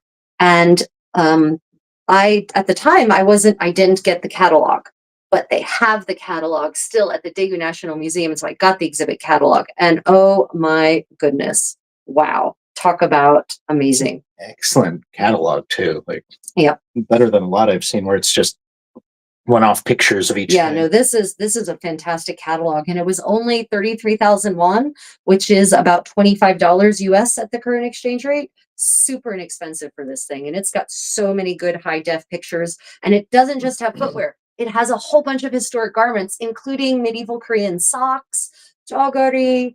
It's got all kinds of fun stuff in it. The exhibit was fantastic. I actually have some shorts from that exhibit. If you go check out my shorts shelf from roughly a little over a year ago, or a little under a year ago, you'll probably see some of the videos. Or if you do a search for hanbok in my channel, if you're interested in medieval Korean clothes, you'll get some of that content too. That's HANBOK. Yeah, HANBOK. Okay, well, this one looks less bad than the last one. Now, this one actually looks pretty okay. You can definitely get a better sense of the pattern here. If you were, could you, I don't have any of my own alts here. Oh, wait, here's an alt. There's a better alt than a point. Okay. So I'm just going to use the awl to poke, just to make the holes a little more clear. Again, I don't think you'd have to do this if you were using a finer. When I did it with thread, the one time I did it, it really shows the parting and coming back together. Yeah, you wouldn't have to poke actually all these holes open for visual effect if you're not using, sweater gauge. What is a good book on hanbo? Unfortunately, I've got none. Question? No, we've got one. It's just in storage. Yeah, I know. The only one I know, if you're talking about, okay, what do you mean by? I need more clarification on hanbok. Are you talking about historic? Are you talking about modern? Are you talking about something that will teach you how to make them? Are you talking about the history of hanbok? And so you're looking for an academic text. I need more parameters, because the answers are not all the same. Unfortunately, I haven't found one comprehensive book like that. Oh, we do have a book on the Korean dress through the ages, but it's. Well, no, we've got the history of Korean dress, but it's academic. But it's academic. And then the one we have on construction is not historic. It's that's right. It's not historic. It's tradition. It's traditional hanbok techniques, but it's not historic hanbok, right? So yeah, so there is no, as far as I know, there is no one source where you can get all of that in a package. And unfortunately, in English, I have not personally found any good books on hanbok construction. The only one we found is in Korean. The only ones we found are in Korean and not easily available. So historic and books on making them. Yeah. So history is the history of Korean dress, the history of Korean dress. And I'm going to send my librarian / cameraman / condottiero / dishwasher to the reference library to go and fetch it. Okay, so see, this one turned out much better. There's the other one. You can see the learning curve is palpable, right? Much better this time. Yeah, I really like this one. I can see how if I did this using a fine silk, it would produce something really lovely. Yeah, I definitely like this one. Third time's the charm? Maybe. Okay, one more time, and then I will move on to a different finger loop braid. And because I think the third time, I think I can actually talk and do it. We'll see. We'll see how that actually works out. I cannot seem to find the. You can't find. Is it up on? Is it unshelved up on the top? I think they're first. Did you look in our card catalog? No, because it's above your head. Oh, right. We actually catalog our my library, research library is so extensive at this point that we actually have card cataloged everything. We've cataloged everything using the Dewey Decimal System, and we have a digital app, Library of Congress, using the Library of Congress decimal system. And we actually have an app, a library app that has all of our books in it with their shelf number. So yeah, that's how geeky I am. But that's it's really useful for actually finding things. The only thing is that when you're done with the book, believe it or not, you have to reshelve it yourself. In my apartment, apparently I don't have a full-time professional librarian reshelving things for me. So yeah, there's that. Yeah. And my condottiero is notorious for not reshelving things properly. He'll just shove it on the shelf. What? Sometimes. Yeah. All the time. Okay, just setting up another set of loops. It will be perfect this time. It will really, really be perfect. Okay. Twitchy Witch says, planning another embroidery video or live. I'm using your old live streams as embroidery watching, and I'd love to see more of your embroidery adventures. Yeah, you know, I haven't set up a new embroidery project. I have embroidery projects in mind. I should do an embroidery, set up a new embroidery project and do some embroidery with you all. I'm doing some modern Korean embroidery. Medieval embroidery is much more involved. If you're going to, okay, let me rephrase that. If I'm going to do a medieval embroidery project, I want to do it all the right way, and that's much more involved. And but I have been wanting to do another something. I just haven't figured out what. Probably another sleeve patch. So that will go on on the left sleeve of my gown. Ideally, it'd be great to do enough like fleur-de-lis to diaper a new Burgundian gown, but that's a hellish project because gowns require a lot of coverage, and the applique process alone takes hundreds of hours just appliquing the embroideries on. So yeah, I have been wanting to get to another embroidery project. So I'll probably get there eventually, and do something. I've been wanting to for a while anyway. There's some really splendid embroidery depicted on not on later Florentine gowns, but on like mid 15th century Florentine gowns. And I've been kind of wanting to make some what I would call the gowns of my youth, mid 15th century Florentine gowns for that purpose. Okay, here is the book on the dress history of Korea. It was even in order. It was even in order. Wow. Okay. Sorry, it's not mirrored. So sorry. Dress history of Korea. This is fantastic if you're looking for an examination of extant garments from the Goryeo era, especially. If you're looking for analysis of art, if you're looking for an analysis of archaeology, and you're looking for, also references to to documentary sources. So this does not, however, it will not tell you about the layers. It will not say in the Sheila era, they wore this. In the Goryeo era, they wore that. No, this is not that. This is not meant for people. This is not meant for people to be able to actually walk away with and recreate an entire ensemble from a specific era. This is more so that you can fill in the blanks and understand about all the layers. And, putting the pieces together, you can recreate some garments, but you're not going to be able to get a full idea of the whole outfit. But it has really handy parts. For instance, this shows you the evolution of the tangi over time, starting in the 16th century, and you can see the evolution up to the 20th century, for instance. Right. So it's absolutely highly recommend. Not an inexpensive book though, because it's not a New York Times bestseller. So there are no, bulk purchasing power, so to say. But, especially for the Goryeo era, it has extant garments I've never seen before. I had never seen before I got this book. These are 14th century Korean, right? So, you know, it's definitely, I absolutely, if you are serious about medieval Korean clothing, this is a must have. You must have it. This will not teach you how to make them. It will not even really inform you what all the layers are. It will not even necessarily delve in too deeply into various layers for various classes or things like that. So it's a series of critical perspective on primary sources is its subheader. Yeah. Oh, yeah, is that, yeah, I guess so, but don't do too hot. Do a little bit of half and half, hot and cold. Oh, okay. Yeah, it's talking about our second tea choice for the day. Currently doing blackwork stitch bank sampler and planning some blackwork for a shirt for my brother who loves Tudor and Elizabethan styles. Yeah, I've actually been wanting to do myself some ornamentation for a kamicha. That's been on my mind as well. I've been thinking about doing blank work for that. Where do the anchors I already have go? Anchors? Anchors? Did the cat make off with my anchor? Potentially. Is that what happened? Did the kitty make off with my anchor? She does that. Love your anchor. She loves the anchor. Oh, I never pulled it out. Well, that would explain why I couldn't find the anchor. Yeah, I'm also thinking about doing some blank work around my new chemise. I need a new chemise anyway, so I'm thinking about doing some blank work around the chemise collar because you can actually see blank work in the chemise on there's a Crivelli portrait that demonstrates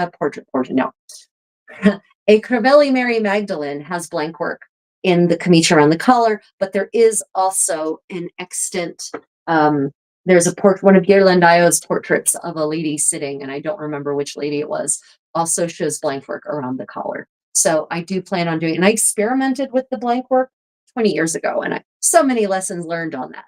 I was doing the blank work while I was commuting to and from where I was living in Germany in Rödermark out to various places to teach English. So I had lots of time I spent on the S-Bahn. And so I was doing this blank work. I did a lot of hand sewing back then on the S-Bahn.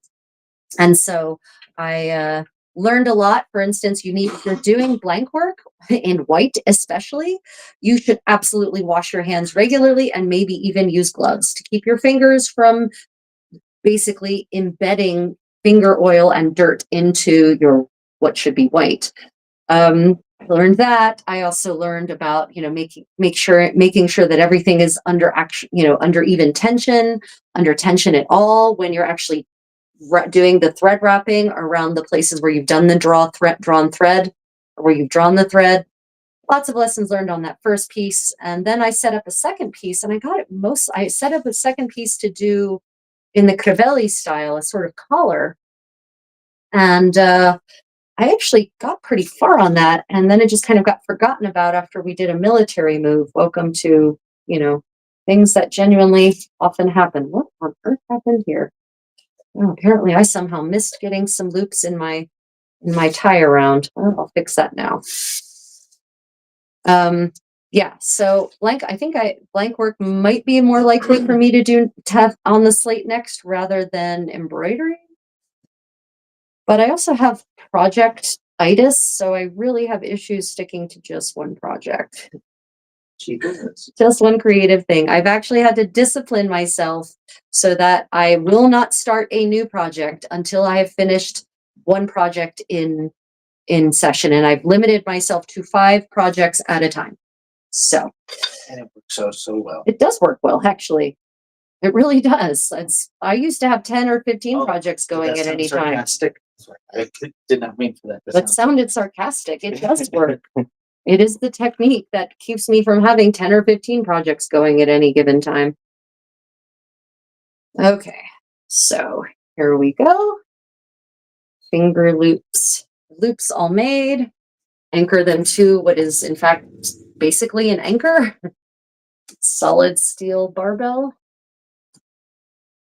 It's my light work. Yeah, this is your light barbell, right? Yeah. And for those who don't know, when I'm anchoring my finger loop braiding, I nearly always wrap it around a couple of times so that, you have that pulley effect. The strain is put even more on the anchor itself rather than on the yarn. Not bad. Okay. Third time's the charm, ladies and gentlemen. If anyone would like me to slowly demonstrate the technique for the lace Mascal, let me know. How far back are you on the comments? I was Twitchy Witch doing black work for her brother's shirt, I think. Susan said, thank you. Added it to her book list. 3DL says hello from France and that they love your dress. Oh, thank you. Merci bien. Twitchy Witch also says tension is so neglected by so many sewists, myself included in the beginning. Right. As a teacher, it's much easier to avoid bad habits. I wish I still have all my bad habits.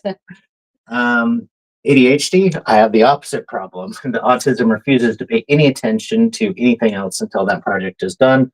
And I mean anything. Yeah, it's not ADHD, it's a love of creating. Like there's so many things I want to learn and experience, and I feel I feel my mortality keenly because I almost died in a very violent car accident when I was 20. And it gave me a visceral sense of the passage of time and how I'm not using it efficiently enough.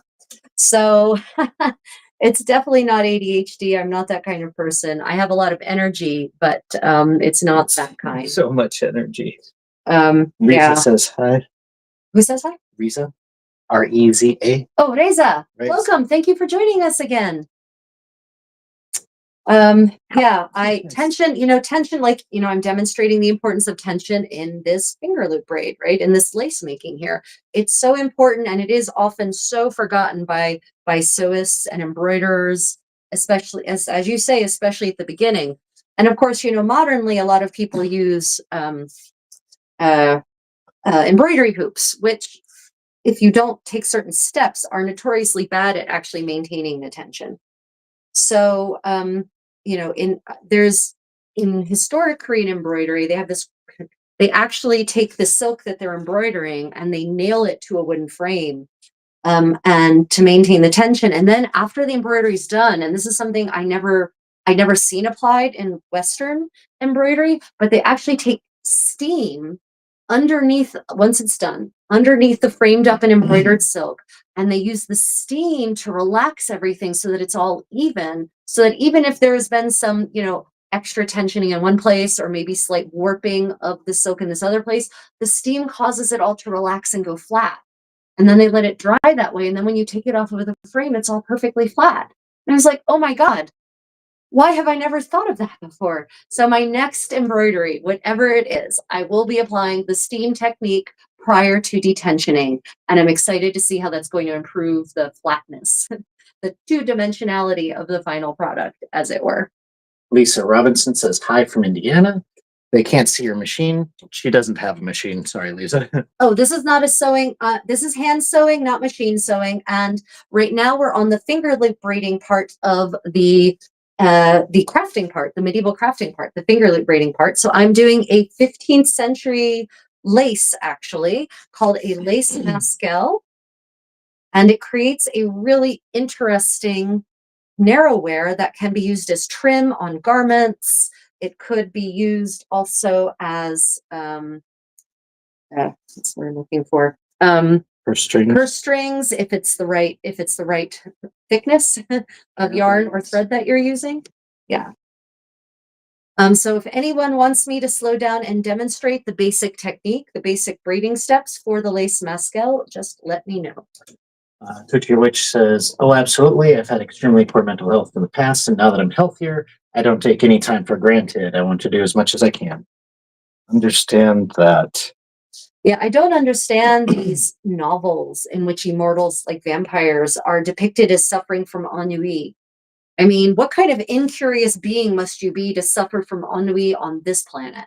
I lost my spot. This is what happens when I start critiquing. I think I was here. That's what you get for critiquing vampires. Oh, wait. Wait, what? Okay. Yeah, I don't understand that mentality. There's so many languages to learn. There's so many arts and crafts and techniques. So there's so much history to learn. There's so much philosophy to study.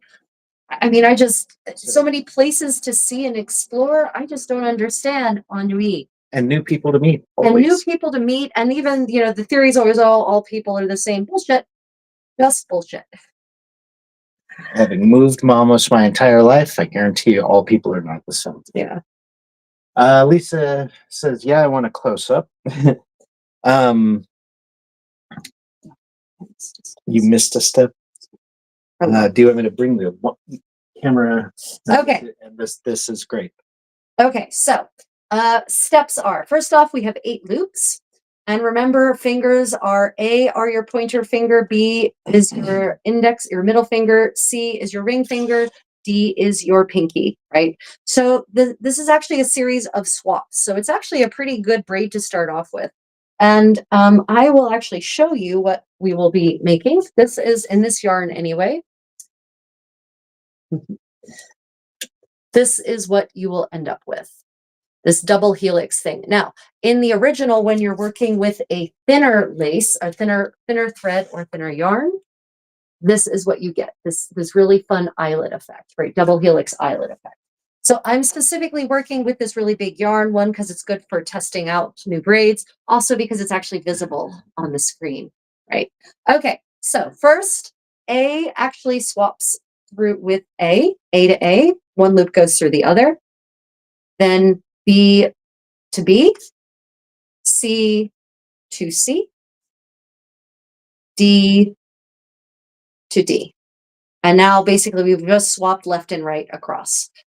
Round 2, as I'm calling it, are my mini X's. So we actually swap diagonally on the top 2 fingers and then diagonally on the bottom 2 fingers. A's to B's, A's to B's. So right A, left B. Sounds Swap. like my high school years. Right B, left A, and tighten. And then we go to the lower half, right C to left D, and tighten. Right D to left C, and tighten. And now we go to what I call the middle X's. And the middle X's start, just want to make sure I've been doing this right.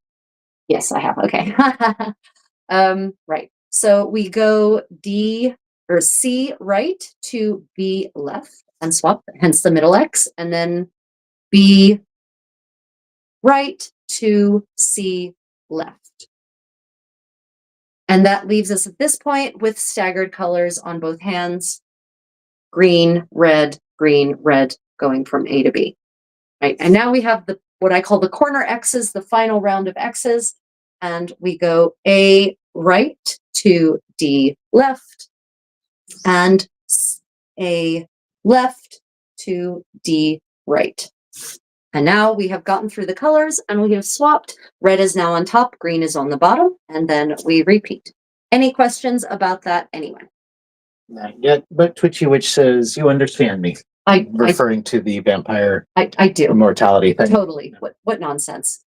There are so many books, so many unanswered questions, so many challenges, so many beautiful things to see. And yeah, we both absolutely agree with the fact that we can't experience everything as well. And you know, history is not set in stone, ladies and gentlemen. History, we are constantly making new discoveries in history, right? We are constantly finding new documents that have been hidden in private libraries, new archaeology that completely overturns previous paradigms and other assumptions, right? There is always something new to learn, always. And there's always things that we didn't know before.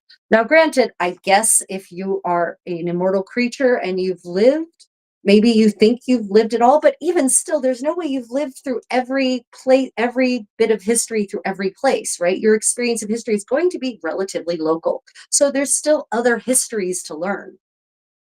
Yeah, my thoughts on immortality. It's the same thing for those people who retire and then they die because they were only their work. It's like, come on, there's got to be kind of like your dad, actually. more. He just still likes to work. That's why he hasn't retired. And he's got like 30 hobbies that he doesn't do. It's true. Yeah, I like this lace Mascal. I think it'll make something really beautiful, especially in a relucent silk thread. I have 2 more. Now remember, if you want to make a really long finger loop braid, you have a couple of options. to make what I call the medium long finger loop braid, you can just make super duper long loops, long enough, as long as your foot can reach it to tamp down the pattern. Oh, I'm wearing slippers. Sorry, those aren't the most attractive thing in the world. Oh, slippers in your As long as your foot can reach the thing to tighten it down, the pattern to tighten it down, then you can, that's how long your loops can be. Or if you want super duper long, then you need two people. You need one person to work the pattern, like I'm doing, work the loops, and the other person beats it down at the end where it's tied to, say, a wooden pole or a wooden spoon or something like that. Damn it, I got talking again. I think I just started this one. Only you weren't so interested in the parting information. Yeah, this one's not quite yet. That's the problem, is you have to get talking and you lose yourself in the pattern, and then, well, we'll figure out. I either picked up at the right place or I didn't. Or you invented a But new if you've ever braid. bought a garment that's handmade, or even just made of silk, then often there's a label on it that says something like, this garment consists of silk, which is a natural material, which may have natural flaws, which just add to its beauty. Right. Well, that's true of all handmade items. They will have flaws. It just adds to their beauty and to their value as a handcrafted item rather than a machine crafted item. We're going with that. For all little mistakes or minor errors. And I do mean minor. I don't mean like there's a big fat knot or rip in the center of something, right?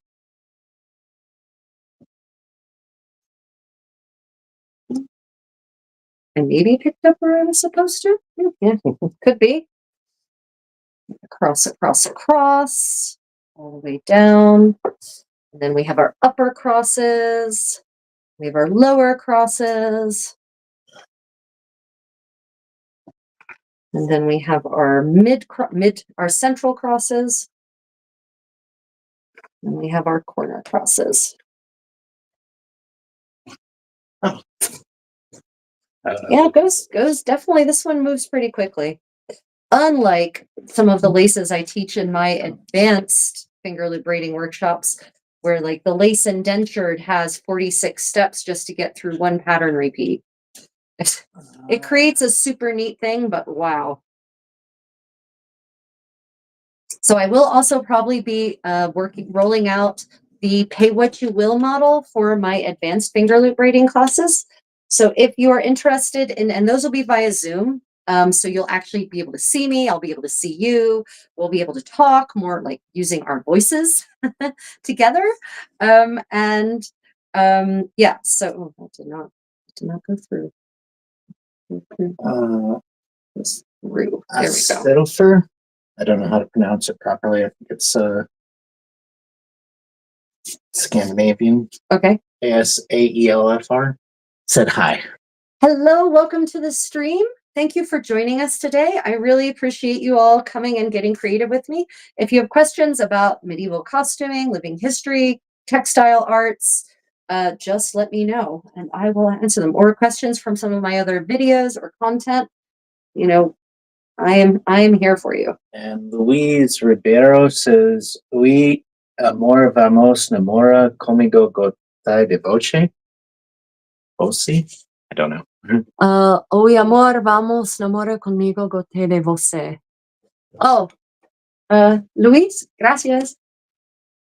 And then Fortunately, I think it's Portuguese, which I don't speak.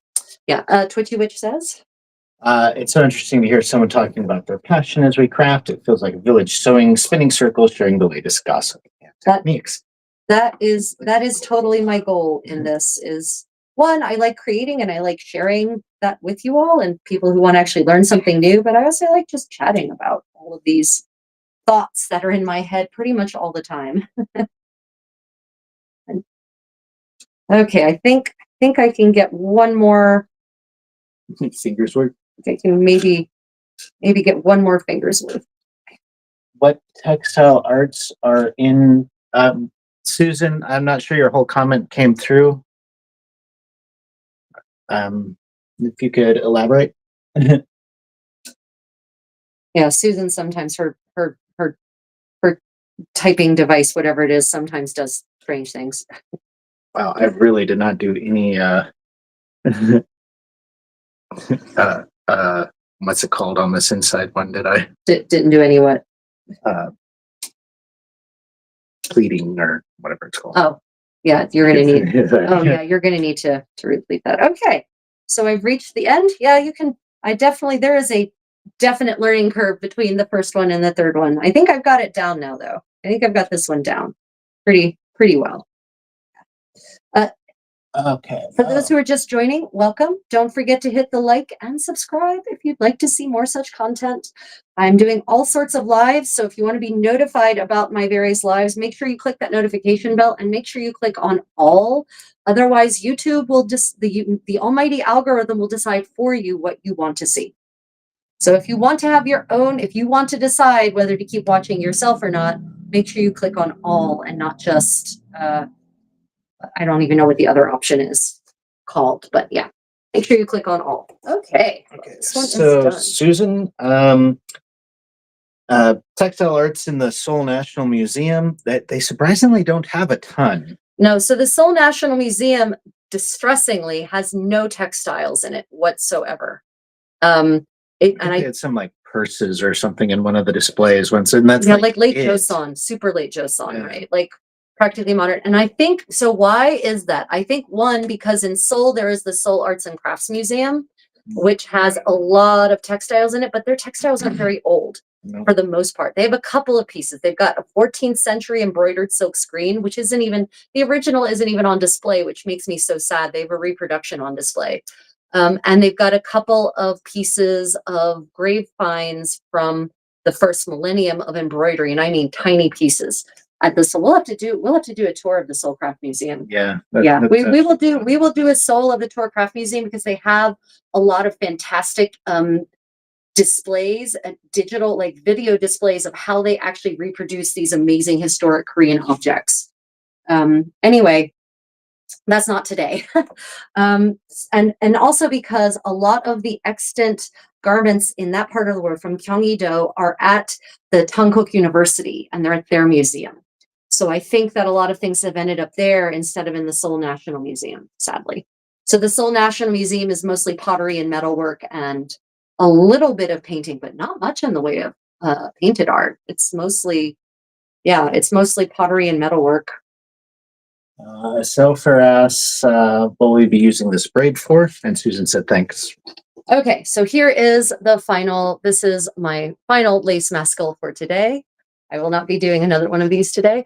This one, so these ones are test pieces, but I'm pretty certain that if I show you what it looks like when it's finer, when you're using a finer yarn, this makes a really pretty decorative edging for a neckline or on sleeves. Could be used to decorate a purse. You could possibly also use this as the edging on, if you were to do, like one of the double-horned miters, right, for ladies, you could put that along the edge and it would be really pretty. What I use these for, these test pieces, these are my test pieces, right, because I just taught myself this lace this morning as we were all watching together. What I use these for, I keep these test pieces around and I use them depending on their type and nature. They actually make pretty good hair ties, right? They also work really well. Some of you I demonstrated earlier. I'll demonstrate again. They also work well if you have, bags of food that need dry goods, or even if they go in the fridge and freezer just fine too, that need to be, that the seal is broken or it's not really well sealed at all.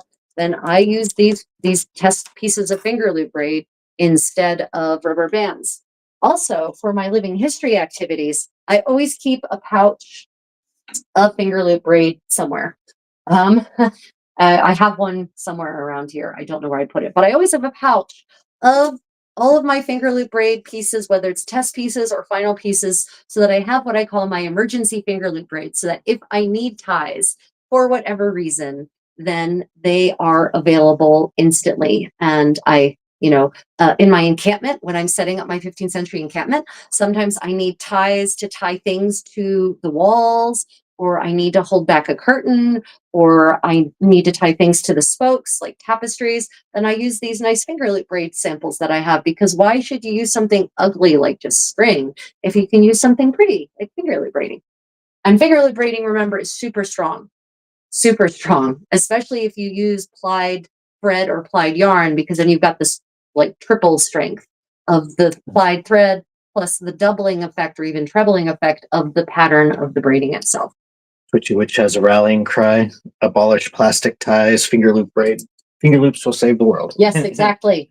One more way in which medieval living history can teach us about sustainability. In fact, if you're interested in that, I have a video series called, I originally entitled it Must-Haves for the Modern Medievalist, but I think I ended up retitling it to try to trick the algorithm and actually showing it to people because it's a fun series.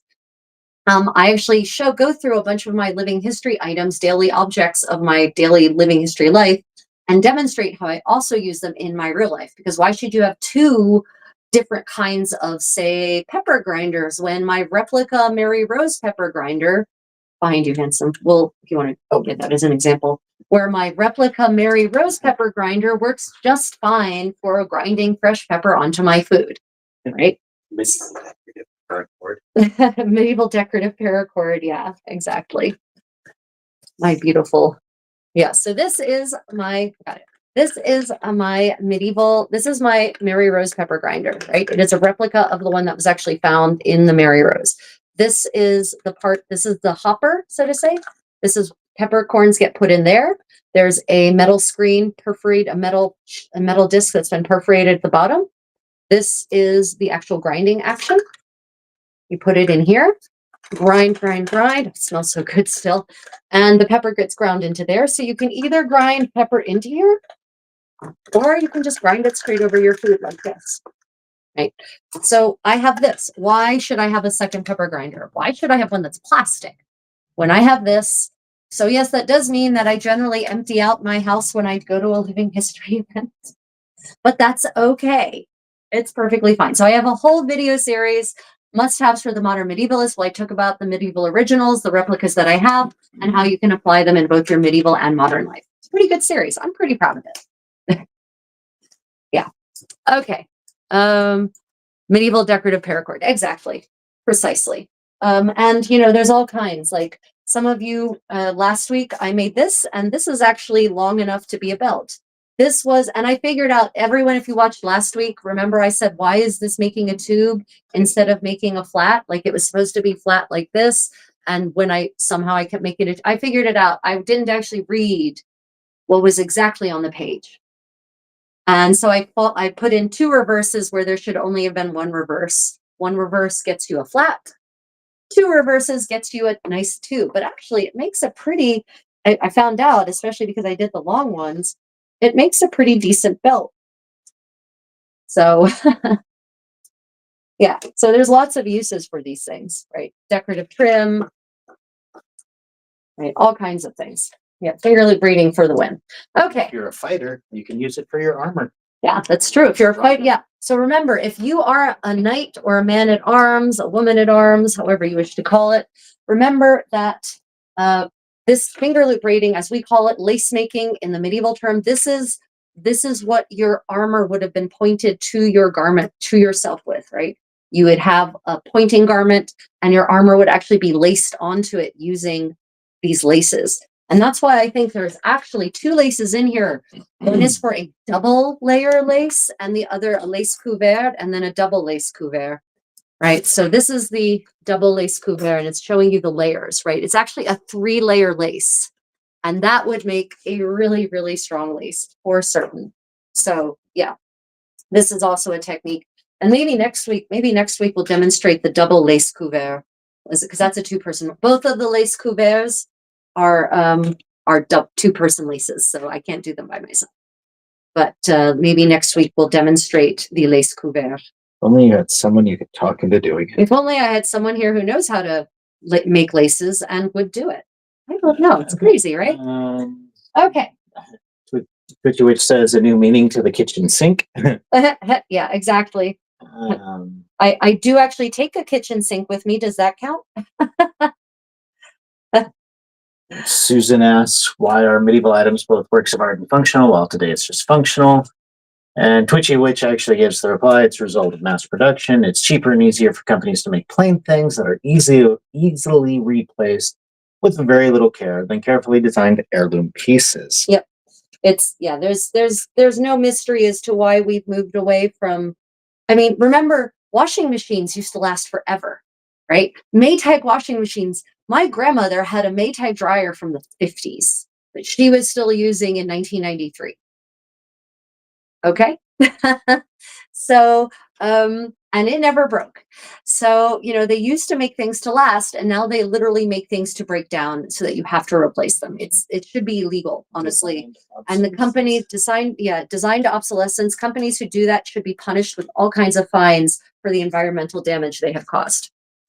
Okay, well, that is the finger loop portion of today's sip and stitch. Are there any questions about finger loop braiding? Otherwise, we're going to move on to the sewing section where I'm going to actually be attaching some lacing rings. I'm going to continue working on attaching the lacing rings onto my Gamora. Right. So, you recall, this is my pink Gamora, my most recent gown.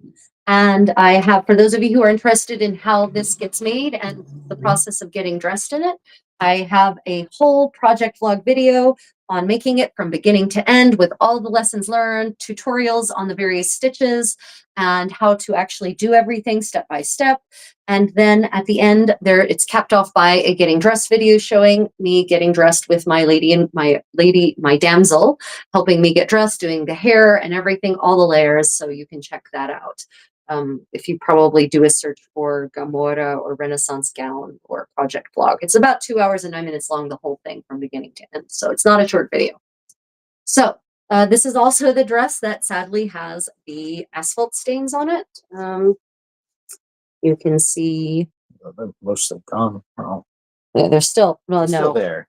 no, there's a big one in the middle. The ones in the middle. Oh, of the, yeah, I see it down there. Yeah, here it is. Never mind. This one you can really see. I retract my comment. Yeah. And so I'm going to be using the mineral spirits to attempt. I'm going to use the mineral spirits to attempt to remove. And there's unfortunately some I found in the center of the gown. So I'm going to be using, I'm going to be using the mineral spirits to attempt to remove them. You still want the upper camera? In the meanwhile, for my handwork. In the meanwhile, we're going to be attaching the rest of the lacing rings on the lower part of the gown, which I've never actually done before. These gowns are actually, in fact, supposed to lace from the very opening of the V, kind of near your hips, all the way up the front. And I've actually never done the lower laces. I only ever did the laces from the waist and just cheated on the rest. So I'm now finally on one of my kamore, attaching the laces to the bottom opening. Right? And that's where we left off. So that is what I will be doing today, except that I didn't think to the part about, or did the lacing rings get put in that little glass jar? Yes. Over there? Okay, great. Right. So, Lacing ring jar. Splendid. Okay. Susan asked a question about pearls connected to the braid on the Gamora. Oh, Susan, what do you mean by pearls? Could you add pearls to the braid? Oh, you mean on top of? Yes, absolutely. 100%. So so some of you, this is another application for finger loop braiding, right? So you can see that is a chevron of 8 bows, single person loop that's worked in silk. And that is all around the neckline of the gown. And you can absolutely put pearls on top of this, but we don't have, in the 1480s and 1490s, on a woolen Gamora like this, I don't have any evidence of pearls going on. The woolen Gamora is more like it's a simpler gown. It's kind of your home gown. It's not a ball gown, really. It's not a kota. The kote are the fancy dresses.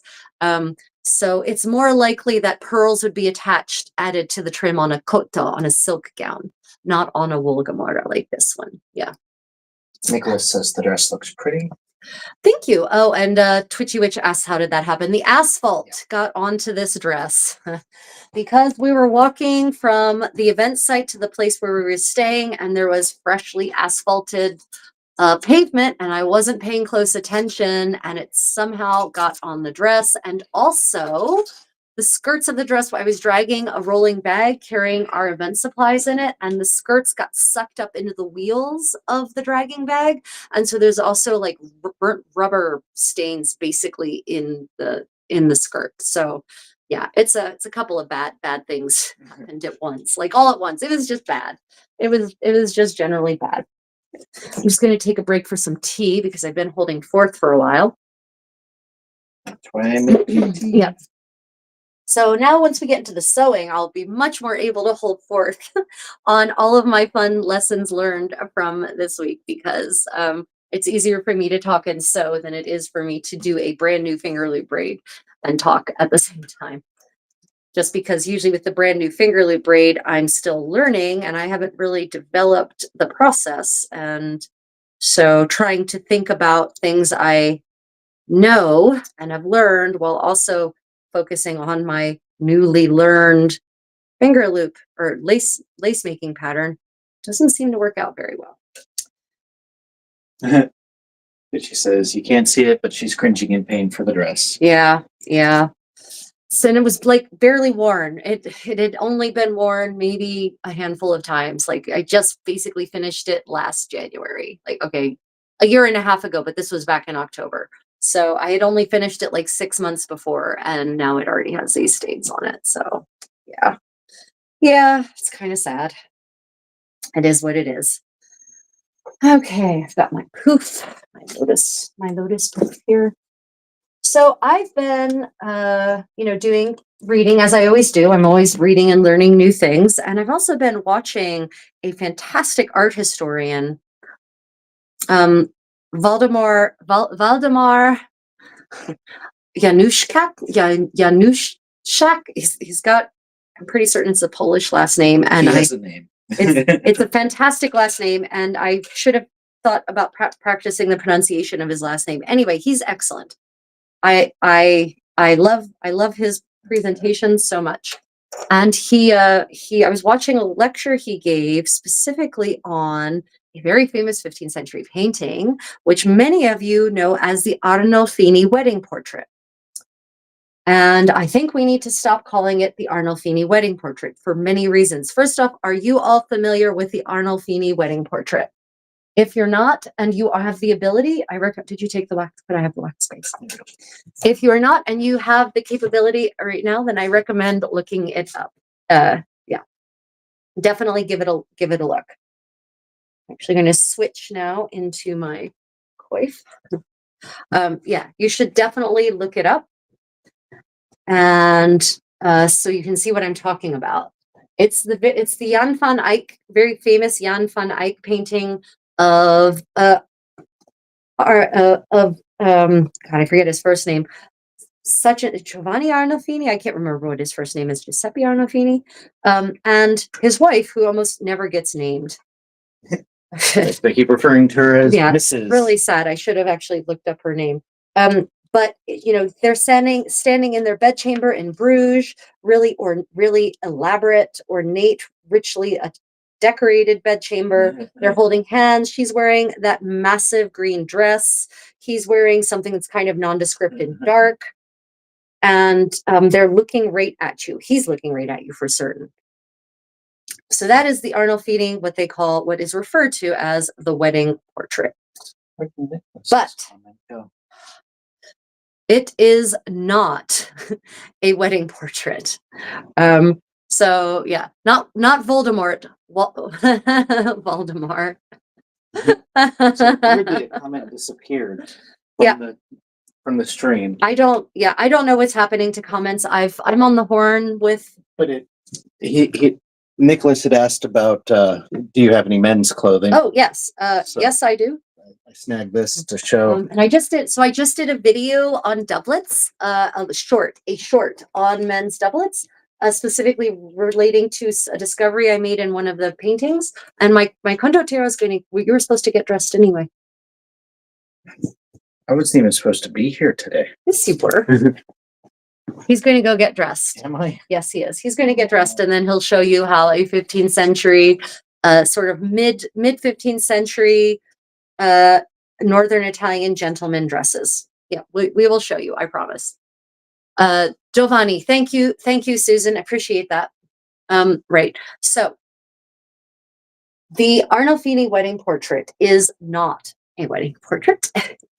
And there's a lot of things that point to why it is not a wedding portrait. If you look at the portrait, there are actually two halves to it. There's her half and there's his half. First off, if you look at her face, she's real strange looking, right? And that's because she's not a real person. This was painted posthumously. And the reason we know for certain now it was painted posthumously is because we know the date of the painting. And a letter was discovered written by her mother prior to the painting having been painted, even commissioned, talking about how she had died in childbirth. So it's not a wedding portrait. But the other thing, there's other indicators in this painting that tell you why it is a posthumous painting. One, her face, her strange face, right? The almond eyes, that kind of like generic 15th century medieval face. That is a pattern book face. So artists had pattern books.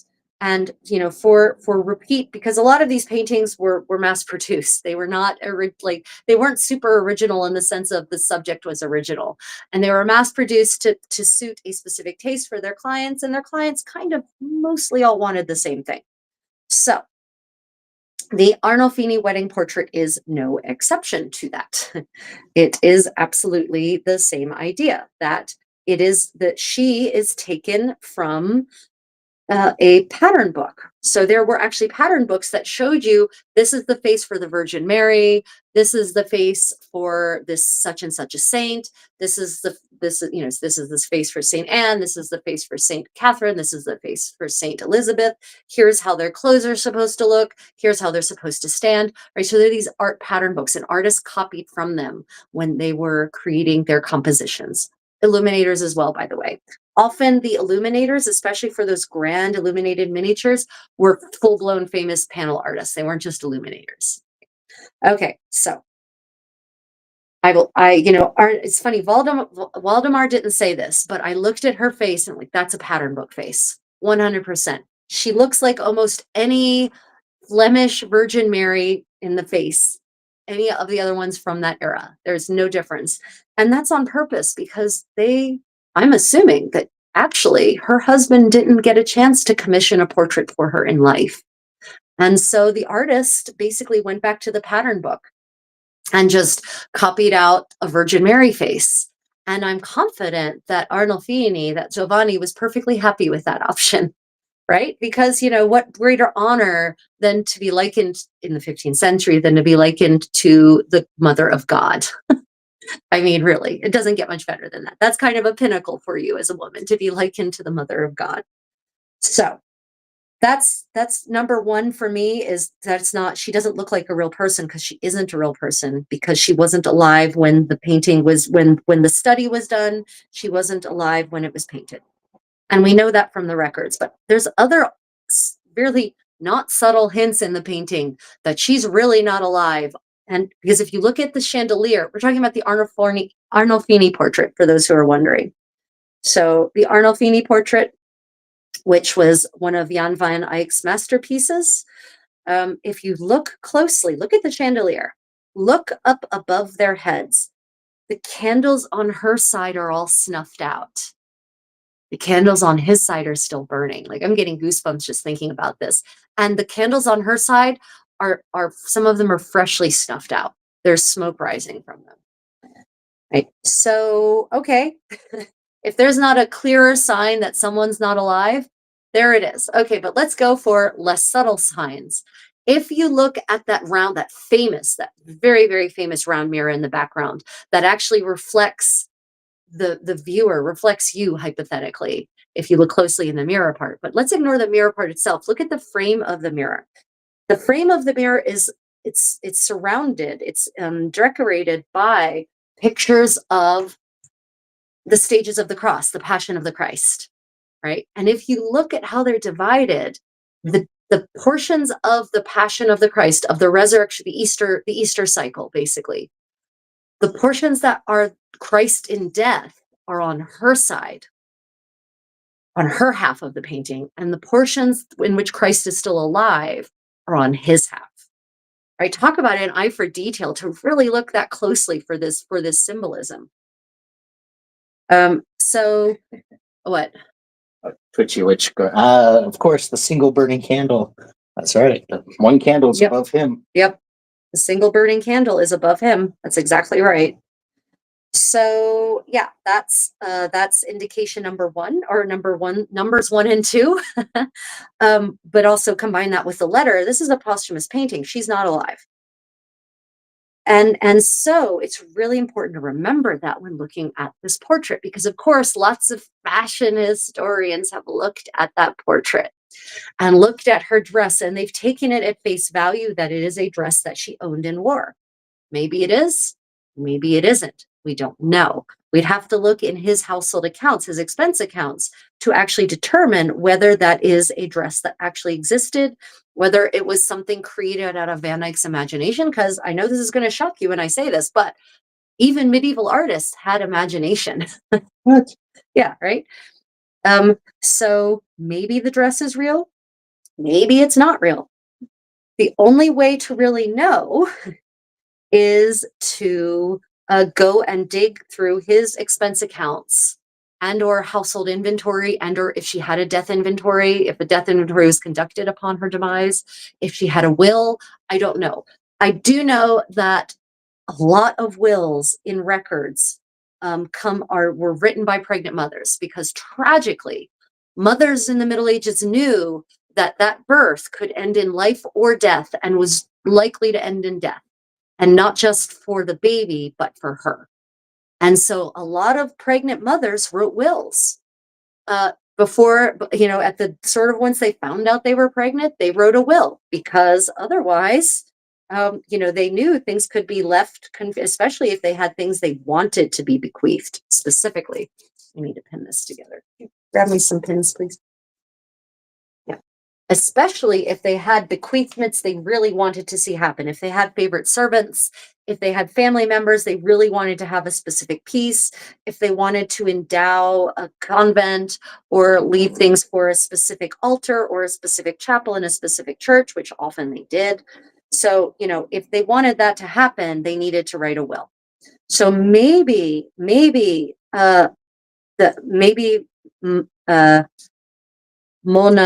Mona Arnolfini, maybe she had such a will, and maybe it contained such a garment. Jean Sinami? Sinami? What are you talking about her name? John what? Sinami? How's it spelled? Cenami? Cenami. Chenami. Chenami. And what's the first name? Jean? Jeanne. Jenne Chenami. Okay. Anyway, so that dress that she's wearing, right, that could be a real dress. It might not be a real dress. We'd have to actually do some documentary research to find out, which could also mean, which is why, like, that dress is kind of not like any other dress in any other portrait or any other tapestry from that era. I mean, it's not, when I say it's not exactly like it has some unique features, especially those amazing pendulous sleeves with that pinking, right? So it could well be that he put her in an extra splendid, extra luxurious gown as a sign of her, her having, she paid the ultimate price for a child, right? She lost her life in the name of giving birth to the next generation. And so they could be trying, the artist could have been trying to draw parallels with that. Trying to depict her in extra splendid clothing that's still kind of appropriate to her station as a merchant's wife, right? So, or a banker's wife. I think he was a banker. So he was a banker. Lots of comments. Okay, what are the comments, Handsome? Okay, so Tammy Time and Dan O'Connell both say hi. Dan's from Ireland. Dan, welcome. Thank you for joining us all the way from Ireland. It's the middle of the night where you are, my friend, or really early morning, I guess, depending on how you look at it. Twitchy says that the theory that it was a memorial painting was mentioned when they were studying it, but there's no confirmation that it was a posthumous painting back then. The dog at her feet is a classic funerary symbol too. Yeah, true. A lot of tomb effigies. So true. Yeah. So let me go ahead and repeat that. Yeah, the dog at her feet. Yeah, also absolutely good point. A lot. So almost all tomb effigies almost either have a dog or a lion at the deceased feet, right? And dogs are it's always dogs for women for certain. You do see dogs for men sometime. You always see dogs for women. So yeah, the dog at her feet being a funerary reference. Absolutely. I didn't think about that. Good point.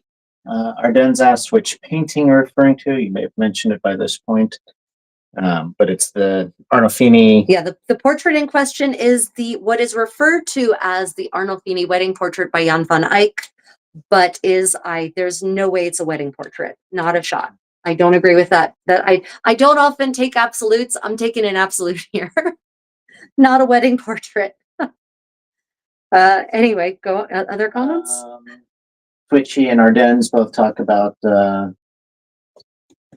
leading cause of female mortality. Surviving pregnancy is taken for granted today, and that post-mortem inventories were carried by widows too. Oh yeah, postmortem inventories absolutely are done for women who have died, but not always. It's not like of the postmortem inventories we have, more of them are for men than for women. That's just a statistical fact. But they could have absolutely conducted one for her. Twitchy mentioned that her dress could have violated sumptuary laws. She had it in real life, but in death, meh. That's true. So Twitchy Witch references sumptuary laws. For those of you who don't know what a sumptuary law is, sumptus is the Latin word for luxury. And so a sumptuary law is there to regulate items of luxury, not just clothing, by the way. So that's a mistaken concept. Sumptuary laws are not just clothing. They are also other items of luxury, can actually limit food. 16th century Tudor sumptuary laws limit the amount of the opulence of feasts, for instance, the economic concern about spending too much and going into debt. So sumptuary laws do regulate clothing as well, though, and in Florence and in Florence in particular, they were always trying to keep people to be modest Republicans rather than putting on the airs of the aristocracy, right? Because hypothetically, Florence was a city-state, and we're supposed to maintain the illusion of a city-state and not of a great principality, hypothetically. So there were all kinds, and there was also a question of maintaining your station, of not going above your station. So there are all kinds of laws in Florence, mostly regulating women, sometimes regulating men, that tell you how much fabric you can have in your garment, what kind of fabric, how long your train can be, how big your sleeves can be, what kind of trim you can have, how much trim you can have, how valuable it can be. So yeah, absolutely, Twitchy Witch. Her Jenne's, was that two names or one name? Two names. Okay, Jenne was the first name. Jenne. Jeanne. Jean. Oh, Jeanne. Jeanne, but that's a French name. I thought she was Italian. I'm pretty certain she was Italian. I can do a double check. Anyway, yeah, so it could well be that, yeah, as Twitchy Witch says, that in life, maybe her gown would have violated some sumptuary laws, but in death, she's dead. Who's going to find her now? That would be pretty tasteless, actually, to find her poor husband for her portrait's dress. Yeah, so good point. Good point. So yeah, really? National Gallery? Really? They don't name her either, do they? And his wife. And his wife. Here. Yeah. Full title and his wife. It's so tragic how often women get relegated to how they are relevant to being to a man, whose mother, wife, or daughter they are, or sister, rather than just who they were. Almost no one refers to Cesare Borgia as Lucrezia Borgia's brother, right? They don't, they do refer to him as, Alessandro's son, but more often than not, she's referred to as his sister, not the other way around. It says here that the lady is probably a second wife whose identity is unknown. Well, that's all out of date. They found letters. They know that. So they need to update their shit. Wait, what is that? This is the National Gallery. Yeah, well, the National Gallery needs to update its crap. We do know who she was. But records, there's no reason we couldn't know who she was. The records kept in Florence are intense and extensive. In the Granadan frontier, let me see. Oh, wait. There were a couple in practice in Castilla too, which defeats the idea that the trust. Oh, wait. Oh, I seem to have missed. There seem to be comments we need to get it to, Hanson. Like lots. More? Oh, yeah. Oh, they're asking if I've finished dressing. Yes, I don't have a hat on. He's going to go put on his hat. So my condottiero is almost dressed. He's just checking out your comments for me. And then he's going to put on his beretta a la capitanesca, and we're going to reveal the big reveal for men's clothing. But you can also, if you look at any of our dance videos from the last couple of weeks, our live dance streams, you can see him dressed, and you can see how the clothing actually wears when you dance as a man. Also, how is the above view? Is the above view actually seeing me or not? Yeah. Yeah. Okay, great. I can't put it any more back, otherwise it's a full down dress video. Right. No, that's fine. But are my hands actually visible? Yeah. Okay. Great. Okay. If anyone has any questions about attaching lace rings or would like me to demonstrate or show you the technique step by step, let me know and I'll do that. Susan says the second wife was Constanza Trenta. Yeah, we don't know who she was. That's nonsense. You're lazy, National Gallery. Get with the times. Anyway, other comments I have missed? Questions? Okay. Susan said she was born in Paris for the first wife, who's the Jean Saint-Ami. There's a couple in practice in Castile, which defeats the idea that the Trastamara cart was very dull and not very luxurious. Oh, maybe a couple. He's referring to sumptuary laws. Yeah, sumptuary laws. Oh, right. You're talking about sumptuary laws, right? Oh, yeah. Very. By the way, thank you for joining us again. It's been a while, I think. For Ardennes? Yeah. Yeah, Twitchy Witch. Ardennes, thank you for joining us again. Yeah. Go on. National Gallery completely ignores her central role in the portrait. She's always just the wife and the mother. So sad. National Gallery update. Might as well ask the sky to turn green. Sulfur says, I'm also remembering the sumptuary laws regarding Chopins. There's apparently an overharvesting of the court trees. Yep. Or something. Don't quote me on that at the height of their popularity. And Ardennes, yes, referring to the sumptuary laws. Yep. Yeah. So cork, for those of you who don't know, cork basically only comes from Extremadura in Spain, from southwestern Spain, more or less. And yeah, during the height of the PNL of the Chopin craze, which probably really reached its craze in the 16th century, I can absolutely 100% imagine that cork was being overharvested. Because I will tell you that, and it's kind of a shame that our modern platform shoes aren't made from cork. Walking on a cork platform shoe is like walking on a cloud. It is so amazing. Forget rubber, right? Screw rubber. Cork is the sustainable, rubber option for soles, basically. So I can absolutely see, but also we'd have to have a lot more cork trees to sustainably do that. Somebody has a question about what you're actually doing. I am attaching lacing rings onto, how I'm doing it? Okay, I will show you, let me finish. I'm almost done with this one, and then I will show you step by step how to attach a lacing ring. So a lacing ring, first off, is a metal ring of some kind. It could be just a basic ring, or it could be something more elaborate like the one that I'm working with here, which is a replica of a beautiful lacing ring from, actually the original was found in 15th century London. It's modeled off of extant finds, but you can actually see these visually in 15th century Italian portraits from the second half of the 15th century or mid 15th century onwards. So it's really interesting that the extant one that we have of this is located in London, but the visual evidence for them being used is from gowns in Italy. Really fascinating. Right. Okay, so here is my condottiero. Glasses on. Look.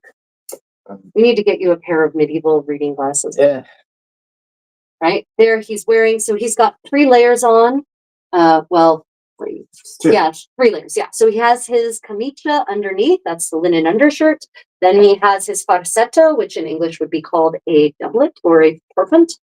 And that is used in this case to support his hosen, which lace right into the peplum of the farsetto. And farsetto are called that in Florence. Remember, in other parts of Italy, they have different names. It all relates to the local language word, the dialect word for the stuffing or the padding. So farsa is the Florentine dialect word for the padding that goes inside of a doublet.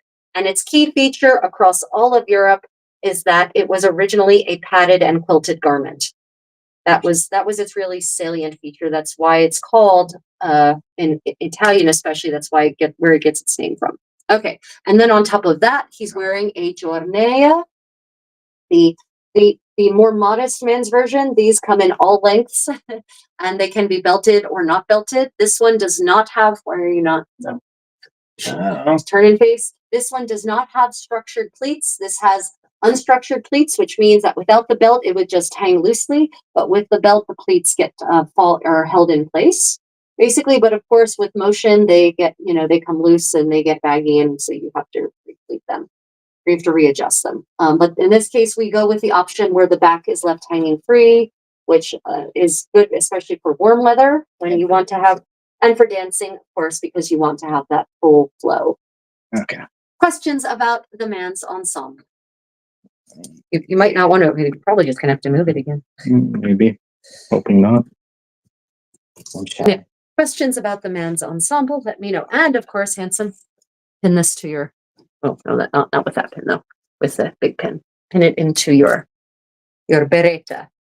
So I'm also going to show you how Italian men could bling up their ensembles. We know for a fact that Italian men loved their jewels, and they named their jewels, actually. They called them things like the wolf and the eagle and the fancy thing, right? In translation. So yeah, they were very proud of their tangling jewelry bits. And yeah, there we go. Maybe not right in front on the side. Definitely not in the front, on the side. Okay, there we go. Okay. Well, it didn't break. That's good. Okay, so this is my newt from Armor and Castings. And as you can see, it looks really dapper if pinned to the side of a beretta alla capitanesca, as you can see there. So that is one option. Also, Hanson, you take it off, you can pin it to your giornea on just above your heart. They are also used, gentlemen also wore them, pinned to their shoulders and also to the chests of their overgarment. So that is another decorative option for those of you gentlemen or people or anyone who's depicting a gentleman's silhouette. If you want a gentleman's style of clothing, then you have the option of pinning it onto your breast like this. Quite fashionable, eh? Yeah. That one, that is a replica of a Burgundian original by Armor and Castings. But remember that a lot of jewelry, some of the finest jewelry makers were actually in Burgundy in this era. So the Italians were importing, the very Italians of all flavors were importing their jewelry from the goldsmiths from the Holy Roman Empire and from Burgundy, because those were some of the best goldsmiths in Europe at the time. Yeah. Cork is practically endangered at this point. It is. Yep. I saw some of your reels and shorts. Pretty cool. I need to get more stuff for sure, including more oriental clothing pieces like tunics and silk sashes, which seemed they were very popular by the mid 15th century in Castile. Suggestion: bring back century laws for billionaires. Absolutely. I think, so there's, luxury item taxes are supposed to be the equivalent of a sumptuary law for billionaires, but it's really just a pay to play tax. And that's the sumptuary laws ended up being that way as well. You paid a fine, right? You never got thrown into jail. Okay, not in Italy. So I don't know about England, actually. You didn't get thrown into jail. You paid a fine. So if you had enough money, you could pay the fine. Sometimes, though, in Florence, the fashion police, and there were fashion police, would in fact go around and confiscate the items that were in violation. So in that case, you paid a fine and your items got confiscated. Not always, though. It was inconsistent. It was very inconsistent. And sometimes if it was women and those fashion police tried to enforce the rules on the women, oh man, don't don't try to take a Florentine lady's luxury items away. She will beat you up. And that apparently happened. So, um, so sometimes they paid the penalty, the fashion police, and I forget what they were called. I forget what they were called in Florence. There's a name for them. Sometimes they paid the piper for trying to enforce the sumptuary laws. And I expect that they were too embarrassed at having gotten a beat down from a lady that they just didn't bother to pursue the issue any further. Oh, yeah. Okay, so for those who want to know how to attach a lace ring, first things you do, actually, before you do anything with attaching lace rings, you want to mark, yeah, we might want to, I don't know, maybe we want to do we want to change this to the angle here? Viewers, would you prefer we bring the inset one that shows the detail of me so closer so you can see my hands more clearly? Let me know in the comments. Okay. Meanwhile, I can explain this without too much of an up close. So you want to mark where you want your lacing rings to go first, right? And I had pins in, and then I put the dress on, so I put the pins out. Comments first. Let me finish this line of thought. Okay. So what you want to do is mark where your lacing rings should go. I am doing spiral lacing, not ladder lacing. Ladder lacing is the devil's lacing. That's me. That's not from a sermon in the 15th century. That's a sermon from the Contessa. Ladder lacing is the devil's lacing. So spiral lacing means that your laces are offset, and this is spiral lacing, right? And in essence, it allows you to whip stitch your garment together, right? What my condottiero has, if you want to, this is not really ladder lacing. These are double points, and it actually should be spiral laced. And that's because there's a lot of reasons it's ladder double or point laced, and it shouldn't be. Anyway, ladder lacing is the devil's tool. Closer for the waist. Spiral lacing is the best thing. So my condottiero is going to reposition the upper camera. So I use pins to mark where I want my lacing rings to go, and then I pull the pins out as I go along. So the key to spiral lacing is that your lacing rings need to be offset. Right. So I'm just going to go ahead and mark the spot where I want my lacing rings to go. And what I do is I do one side, and then I base the positioning. Sorry about the visual disturbance. Set change. And then what I do. Crazily, I can't see my picture to see what it is. It's too low, and that might not be strong enough. We might have to go with the other. Your camera, your bulky Samsung S24 Ultra might be too heavy for it to actually hold its position. Sorry, people. Yeah. So what we're going to be doing, what I do is I generally do all the rings on one side, and then I position the other ones on the other side in between those, right? That's how you create your spiral lacing. So what I mean is I do all of them on this side, and I haven't finished yet, but whatever. I've started on this side just because. Wild cod piece into stage left. Sorry. And then I'll put the other ones in on the other side in the middle of where these are by lining it up. So yeah. It is close, actually. Yeah, that's pretty good. Okay, great. Okay, so one of the things I don't do, or one of my tricks when I'm making lacing rings or attaching lacing rings, is I don't actually start and stop my stitching from lacing ring to lacing ring, right? Now that I finish this lacing ring, I'm actually just going to bury the needle in between the layers, and I'm just going to bring it up where I want the next lacing ring to go, so that I don't have a bunch of starting and stopping of thread. I don't have to worry about re-anchoring. I don't have to worry about re-knotting. Okay, that's step one. And so, this also creates more stability because you have a solid line of thread that's hidden in between these layers, and that therefore results in more stability for your lacing rings not wearing away and falling off. Great. Next, I hold the lacing ring in the place where I want it to go with my thumb and forefinger of my left hand. And I'm actually going to anchor it in place first by just putting two little anchor stitches one around each side of the ring, so that those anchor stitches will hold the ring in place. And then I don't have to worry about using my thumb and forefinger to try to steady it while I do the fiddly bits around the lower rings, right? So I'm just going to bring that up. And with these 2 anchor stitches that I do on the ring shaft, you have a little wiggle room there. So if you do your first anchor stitch and you don't like where it is, no problem. You can adjust, right? You've got a little room here to adjust. And with decorative lacing rings, and I'm probably gonna have to redo this one because I wasn't paying attention, you do want them to be more or less parallel, because if they're not quite parallel, like if one is, you can see I've got some wonkiness happening here. I'm going to probably end up redoing that maybe. You can see this one is kind of angled this way and this one is angled this way, and so they're actually not nice and parallel. These are mostly nice and parallel. These ones are a little bit of a mess, so I may decide to redo them, or I may decide I don't care enough. We'll see.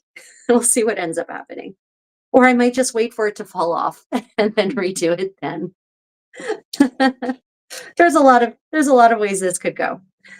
Welcome for those just joining us. Don't forget to hit the thumbs up and subscribe, and you can double tap the screen also, I believe. If you're on a mobile device, if you're not on a touchscreen device, double tapping the screen will do nothing. Eyelets versus lacing holes. Yeah, so it's when. So let me think about the earliest evidence of lacing rings I can think of. First off, lacing holes are the OG lacing style. We've been poking holes in things for a very long time to make lacing holes. Lacing rings seem to be a later development, right? So the earliest lacing rings, trying to think what the earliest I've seen lacing rings. Off of the top of my head, and this is just the top of my head, the earliest I can think of is early 15th century. I don't have evidence of lacing rings being used before that. Before that, it's either buttons, and buttons are a new innovation too. Buttons as closures are a late 13th century innovation, by the way. As far as I can tell, Spain is where that innovation happens. So by the mid 14th century, your 2 closure options seem to be, in Western Europe anyway, seem to be lacing holes or buttons and buttonholes. So the earliest lacing rings I've seen is like the second quarter of the 15th century, I think. For certain, the painting that hits me right off the top of my head is Fouquet's depiction of Agnès Sorel, the famous queen, not quite a queen, but almost practically a queen, mistress of Charles of France, right? Charles VII of France. So that's the earliest, that immediately like identifiable piece of art where I can tell you there's lacing rings. And it's really hard to date lacing rings in the archaeological record. You can date them based on the layer and hope that the layer is not corrupted, but you can't carbon date lacing rings. The best you can hope for is they're still attached to a fabric. Yeah, exactly. So as Ryan says, the best you can hope for in dating a lacing ring is if it's still attached to fabric or leather, they can date that, carbon date, but you can't carbon date a lacing ring. But that doesn't mean that it wasn't used before that. Right. And even then, as my condottiero points out, that doesn't mean that it wasn't being upcycled, because medieval people were all about the upcycling. And that is why dating the fabric of a garment doesn't necessarily tell you when the garment itself in its current form was made. Yeah. Like the altar cloths that were made out of prior. Like the altar cloths that were made out of Burgundian war booty, like in Greenland. So a lot of the garments that they have in the graves were probably in their ultimate state were made in the 15th century, the final state in which we see them, but the fabric itself was woven in some cases 200 years before that, and they just kept reusing it. And so it actually carbon dates to the 13th century or the 14th century, but the clothing itself dates to the early 15th century, right? It can get really complex. Anyway, okay, I got off of the track of telling you what I'm doing. I've now anchored the lacing ring in place. And now I'm going to actually, these 2 little rings here, I'm actually going to use these to anchor the rest of it in place. And I'm going to do a little buttonhole stitch. You could just do a whip stitch, honestly. If you don't care, I don't even know why I care, because it's not like anyone can see, but I know I know that it's neat buttonhole stitches instead of slightly less decorative wick stitches, right? So I do a buttonhole stitch. So I've come up inside the ring, and now I'm going to go back down inside the ring, right next to where that stitch came up. And I'm going to create a loop like this. And I use my thumb quite a lot in hand sewing to catch my thread so that it doesn't knot on itself or coil back on itself in a way that I do not want it to. And then I come up outside the ring. So I've got this loop that basically originates inside the ring, and I've now my needle is coming up outside the ring. And I take my loop and I twist it back on itself. And nope, that is not twisted. The loop was not twisted. Make sure your loop is actually twisted. Mine was not. Going to go through it so that it is actually twists. There. Buttonhole stitches are made with love. Yeah, buttonhole stitches are made with love. Exactly. And occasional cursing in my case. Yeah. And then I anchor that stitch down here against the fabric, and then we repeat. And you see how I'm using my thumb automatically as a wrapping point and to control my thread. I do that automatically at this point. I'm glad I noticed to point that out to you, because hand sewing has a lot of, when you teach yourself to hand sew, like I did, there are a lot of techniques you develop yourself over time and you don't even notice you're doing them until you try to teach hand sewing to someone else and they somehow fail or get really frustrated. And then you wonder, oh, what's the difference? And usually it's some automated step that I taught myself a long time ago so that I wouldn't hate hand sewing. Okay, anything from the comments, Condottiero, of mine? So going back to my clothing, Oh, I needed to wash my hands. I did not wash my hands. This is white thread. Oh well. Always wash your hands when working with white thread. Okay, go ahead. Ardennes said their structured jornea ended up being quite heavy, considering it only had 6 pleats by being made out of a nice black cotton velvet. Yeah, thank you for watching me. Let's see here.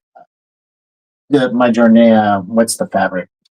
Oh, so it should be a silk brocade. It is not. It is a cheap whatever upholstery brocade, because that was supposed to be just a mock-up. It should be a silk brocade. It really should. And it should be lined in silk, not linen. Or it should probably be, based on the extant ones, it should probably be lined in silk as well. Although there is some evidence of interlining in linen, is what it should be. And they often have fur linings that can be removed in the summer. This one does not have a fur lining. Okay. Aaron said, see, finished spiral lacing for his girlfriend's kirtle. Our girlfriend's kirtle. Answers Twitchy Witch's question. Okay, so pause. Okay, so now I have finished this mini ring, and I'm going to move on to this one, and I'm going to again use the bury the needle technique, where I go into the fabric, basically right next to where I came back through, and just go through so that as much of my stitches, your goal in hand stitching should always be, when your stitches are not decorative but are meant to anchor things in place, your goal should always be to have as much of your stitching inside the layers as possible. You want your stitching to be protected from you and from your use of the garment, right? So remember that, keep that in mind. Okay, so here we go. Now doing this one. Again, I go back down inside the ring, use my thumb to catch the loop, come up outside the ring, twist the loop. And when you're using double thread like I am, it can be futzy, right? Double thread will try to unevenly go back down. It can be very futzy. Twitchy, I'm paraphrasing, Twitchy feels you on the automatic sewing thing. Yeah, but and as a teacher, as someone who teaches, I often find myself having to remember that break down the basic steps, because there's so many automatic things that could be really helpful for other people to know. And I guess that's maybe one of the things that uh, might set me apart from other people in teaching anything, is that I do think of things that way. How can I break this down to make sure that it's understandable in multiple ways, so that people are learn how to do it, are comfortable doing, so that it's easy to understand for different kinds of thinking even. So I always try, if someone doesn't understand me one way, I will find 10 other ways to say it or express it or demonstrate it. That might be the benefit of me also being a professional linguist, actually, being able to think about things in different ways. Okay, so we are now basically done. And now I go down one more time, kind of secure all that. Okay. And then I do on the back, I'm just going to put a little knot, a little half knot in place here by going through the fabric. And I'm going to do a half knot around that, so that it's not just a knot on the thread. The knot is also has a little bit of the fabric with it. And now, once again, I do the bury the needle technique, where we go up to the next spot. Okay, so where the next spot is, for those of you who want to understand spiral lacing as it is being built. Right, so They're asking what it is you're making, what the final thing will be. the final thing is, I will show you. The final thing is, it's basically already ready. It's just a question of putting let me back it up. Okay. Yep. Is a 1480s, 1470s to 1490s Florentine camora or gamora, depending on the source that you're looking at. And this is what Florentine women would wear. They're at home, or they would put on another layer over top of this, and this becomes the kind of foundational gown, right? And so what I'm attaching right now are the lacing rings at the bottom part of the opening in the front. So I've got the lacing rings all on the upper part, basically from the waist up, and now I'm attaching the rings on from the waist down part, which I've never done before, but really all gamore should be attached, have lacing rings all the way. Okay. You do this full time for a living. I do. Okay, which part do I do full time for a living? Sewing or the content creation? But either way, the answer is probably yes.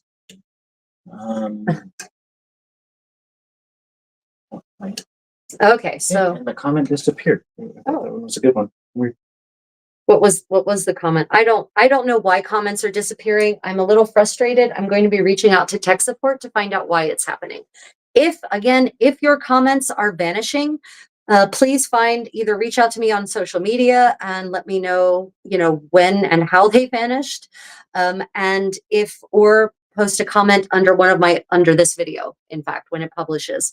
And I will take that information to my tech support and say, hey guys, my people's comments are vanishing. What's going on? Because they shouldn't be. Oh, I remember what the comment was, so you can still answer it. Are the lacing rings on the inside or the outside of the dress? In this case, the lacing rings are on the outside. These are decorative. There are two applications for lacing rings. You can absolutely do them on the inside for a hidden style of lacing. And we see that especially, I've seen that in a couple of places that really seems to particularly be a French way of doing lacing. But Jean Fouquet's Agnès Sorel portrait, which is probably posthumous, by the way, has the lacing rings hidden in on the inside. Lydia actually removed her comment. That's why it disappeared, because I guess you'd already answered it. Oh, okay. But you answered it again. Anyways, how structured is the bodice? Is it interlined? Yes. The bodice is super structured. I have a complete project log on making this dress from beginning to end and how to get dressed in it. It's about 2 hours and 9 minutes. So if you look at my long format content, not my vertical content, as a proper video, not as a live stream, you can see how to make this, how I do all the layers. But in short, this is 3 layers. It is lined in a blue linen. It has a wool twill shell, and on the inside is a white linen.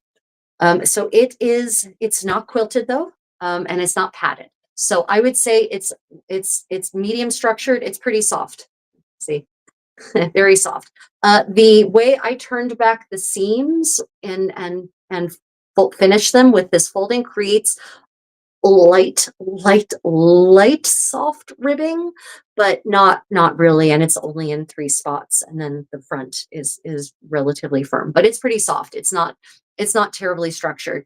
In fact, this one is soft enough that I'm actually thinking about going in and adding a layer of worked farsa of the padding quilted to actually give it a little more structure, because the ones in the images are in the portraits definitely look like they're relatively structured. And I think that is from farsa, from padding. I have zero evidence, everyone, zero evidence of boning in this era. Big goose egg on the boning in 15th century Italy. Sorry. Whether it's whalebone or reed or whatever, no evidence. No evidence of cording either. I've seen all kinds of weird theories, but I definitely 100% have solid evidence of padding the bodices with cotton padding. And that will definitely give you enough structure, the kind of structure that you see in the portraits, right? It will give you that rounded effect. You're not looking for hard structure. This is not a hard structure era. It just isn't. So the great level of interaction today. I'm starting to fall behind on the comments. So our Ben's replied about you. You asked which portion do you do full time? Content creation, including sewing and teaching historical dance styles. I do indeed. I do indeed. I full time. I'm a content creator. I teach historical dance styles. I teach sewing. I teach medieval handcrafts. People hire me to go to their events and bring the Contessa magic.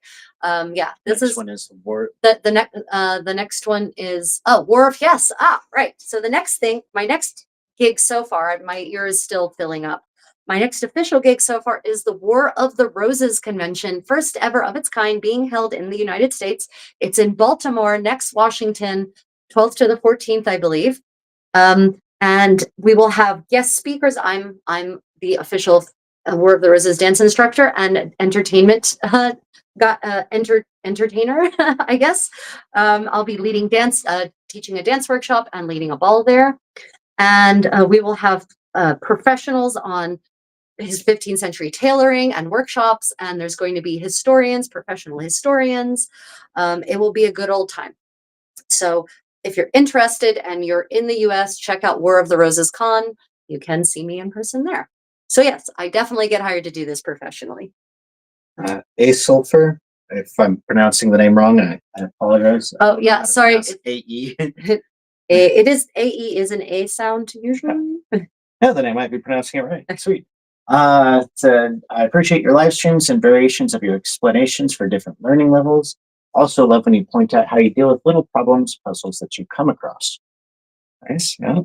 Thank you. I appreciate that. I really, guys, I really appreciate all of your feedback.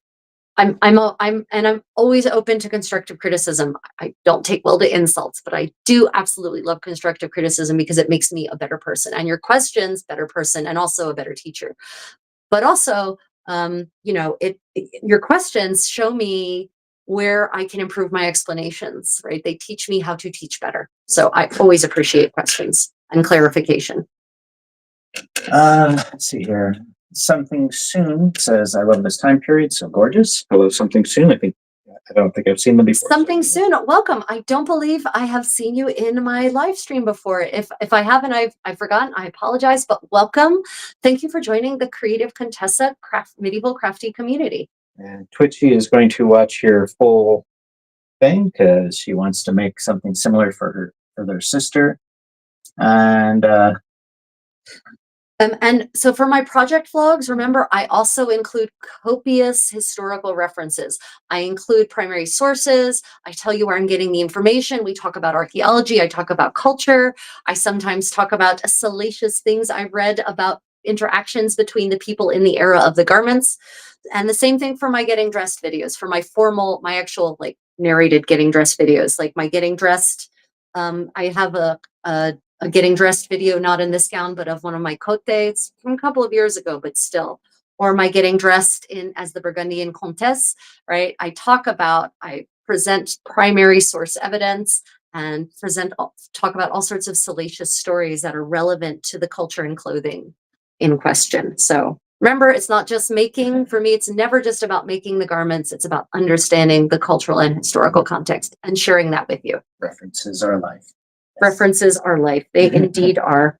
And one of the things I share with my patrons and my channel members, when I come across a cool primary source, especially digital ones that are accessible, I share those with my members. That's part of one of the perks of my patrons and members, channel members, is I share those primary sources with you. So I provide, if I can't share a link, I either take pictures and send you screenshots, or I share the link, or, because that's, for a lot of you, I know, like, hearing the voices of the past, reading the original words is really part of the joy.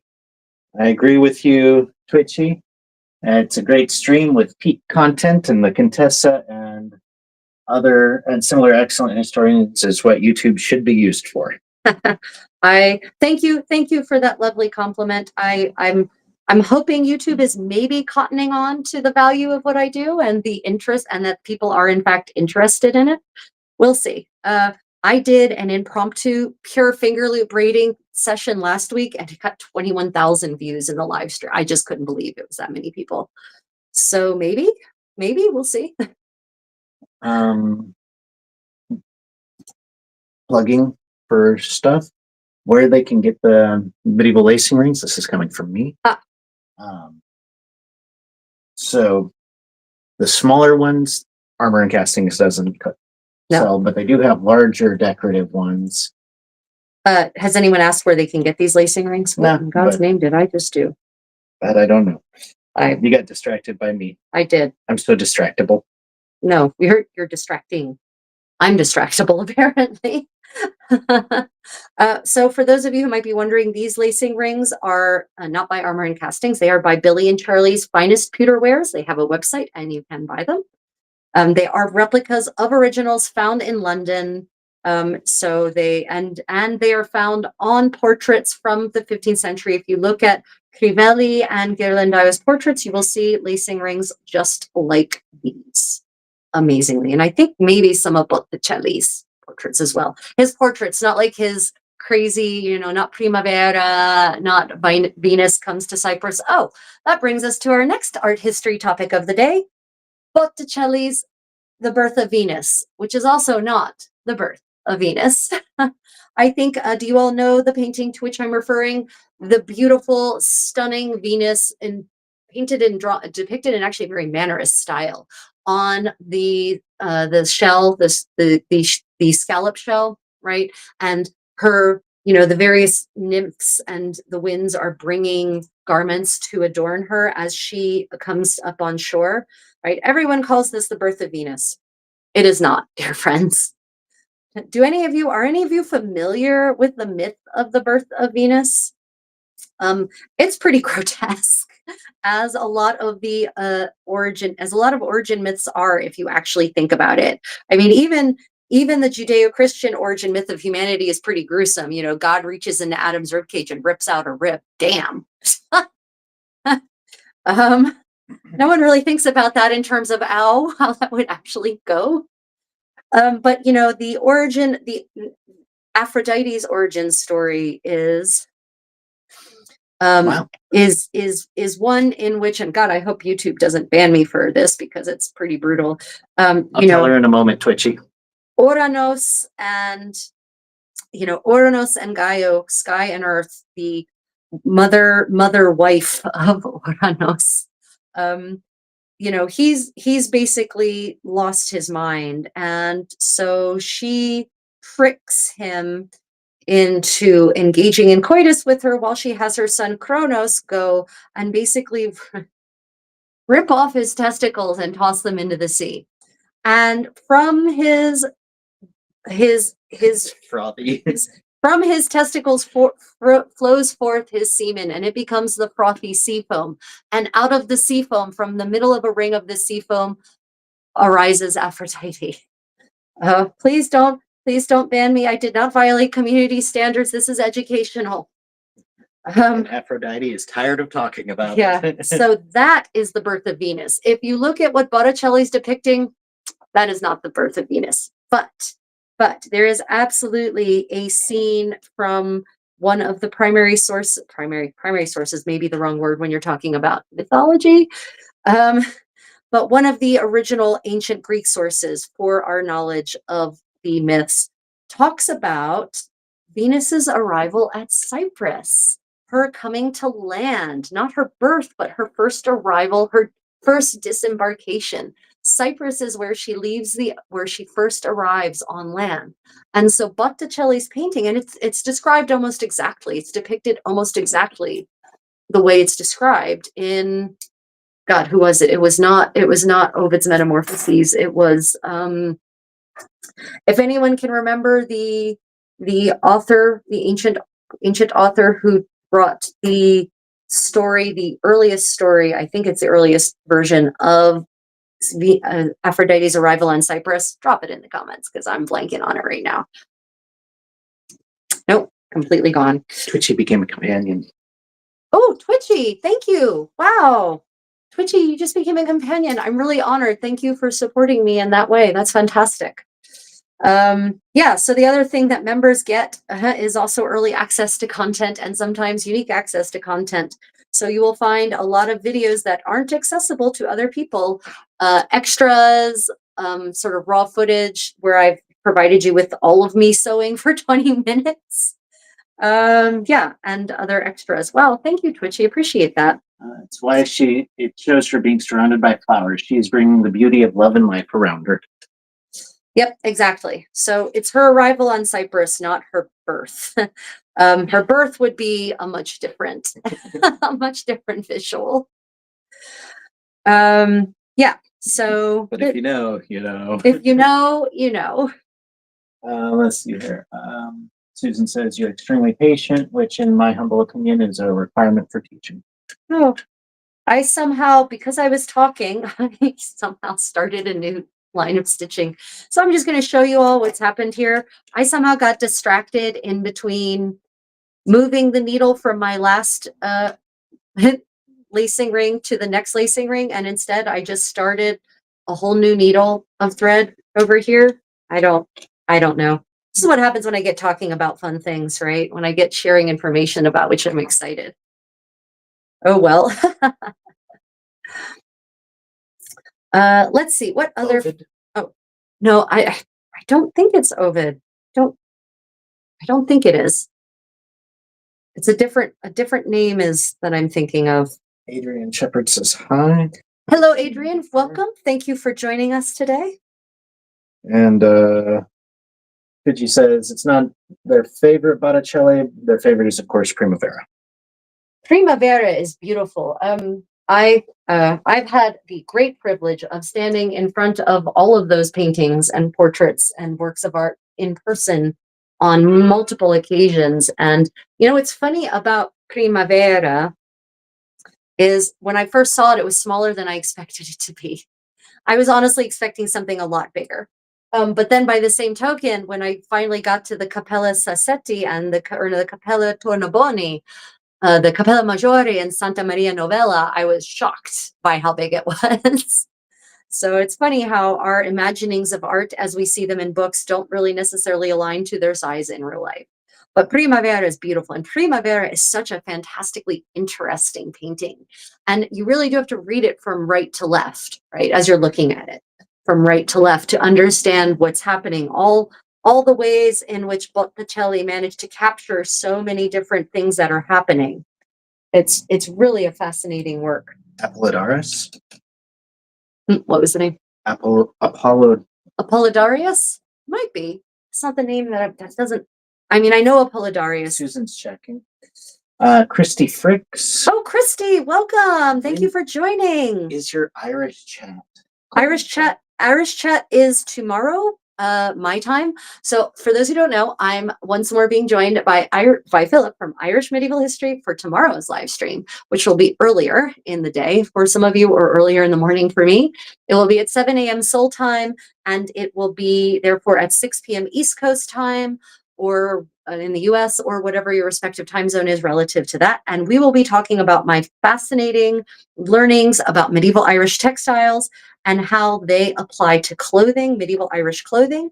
So join us if you're interested in medieval Irish clothing. Join me for the live stream tomorrow. Philip will be joining me. We'll be having a good old chat, and we'll be learning a lot together, because my recent learnings about medieval Irish textiles from this new book that just came out, Textiles in Medieval Ireland, wow, I just learned so much about not just the textiles themselves, but their context, how they were produced, who was producing them, where they were being imported, whether they were being exported, right? The interconnectivity of the medieval Irish world with the rest of medieval Europe.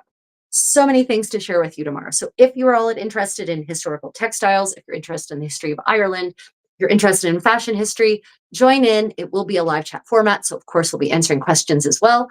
I hope you can join us. Yeah. So 6 p.m., 6 p.m. Saturday, East Coast time. And of course, if you can't make the live, don't worry. It will be recorded and posted and you can catch up then. No problem at all. So if it's Metamorphosis, the story of Venus is arrival. Is it? I could have sworn it was.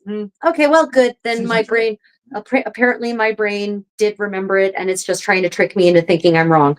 I hate it. I hate it when our inner evil self does that. Don't second guess yourself. Don't second guess yourself. It's my number one testing rule. Yeah. I never second guess myself. Yeah. So yeah. Okay. I am at the end of this lacing ring. Thank you, Susan. Appreciate that, Susan. Appreciate it a lot. Okay. Yep, I definitely needed to wash my hands before doing this. So remember, dear viewer, your fingers are disgusting. Your skin is disgusting. It is covered in oil and whatever kind of detritus is floating about in the air, more than you'd like to think about. And when you are sewing and when you're working with white, especially, the oils from your hands and the detritus from your hands will get worked into the thing you're sewing and also your thread. And if it's white, it will no longer look white. So you should not do what I did today and forget to wash my hands before we sat down. You should wash your hands before you commence sewing by hand. Yeah. Maybe my most important hand sewing tip, honestly, for having a good, clean look at the end. And I wish I knew where the first bit of pulled thread, drawn thread work I ever did was. I could show you the difference between the linen that I didn't touch on the garment and the linen where I was doing the drawn thread work. The gray, sickly gray around the handworked area is pretty disgusting, in my opinion. I know, we all agree. It's pretty disgusting. Yeah. Pretty awful. Pretty awful. Okay. What kind of thread are you using? This is, let me show you. This is actually Korean silk embroidery thread. This is, yeah, yes, you heard me right. This is embroidery thread. It is very fine, and I maybe you can see the sheen. Hopefully, can you see the sheen in the? Not yet. It will catch up over here. Yeah, and I'm hoping I'm catching this right. Like it's on camera, and you can also see the sheen. Yeah, it's got a pretty fantastic sheen, but it also works really great as fine sewing thread. So because I spend a lot of my time in Korea these days, I can get to the market where you can buy crafting and sewing supplies, and they actually do still sell silk thread right there. You don't have to order it online here. It's great.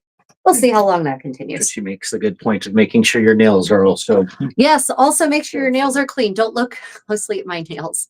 Someone observed, it's funny, in one of the project blogs for this, when I rolled them up individually before I made the big one, someone commented about my dirty nails, and it made me so self-conscious about my dirty nails. But the problem was that the footage that was depicting me working on it was from Handsewing, which is a 2-week medieval camping event. Where trying to keep your nails clean, good luck. There's dust everywhere all the time. And if you touch anything, you end up with dust under your nails. So it's kind of unfair to hope that my nails will be clean when I'm at a medieval living history event, because they're just not going to stay clean. Camping events specifically, when you're outside, it's not going to happen. What do you mean, Susan? Do you not see the inset still? Or is the inset gone away somehow? Did my phone die? No, I can see it. I can see it. It's reacting to me. Acepher says, always use thread weaker than your fabric. Ask her how we know. Yeah. Yeah, always use, yes, that is yes, thank you for reminding me about that tip. Always use thread that is weaker than your fabric, and always make your seams weaker than your fabric. Not what I'm doing here. Because, yeah, but my condottiere was over there setting himself up for tragedy. Because if your seam, things will rip. They will. Like at some point, especially if you're wearing a dress, and it has a train, at some point someone is going to step on it. They're just going to step on it. It will happen. Or your skirt will get caught in a door that's closing, or it will get caught on a passing piece of, as you pass a piece of furniture, or your cat will, there's like so many things that can go wrong and that can cause rips. The question you have to ask yourself, dear viewer, dear fellow sewist, my beloved community, do you want the seam to rip or do you want your fabric to rip?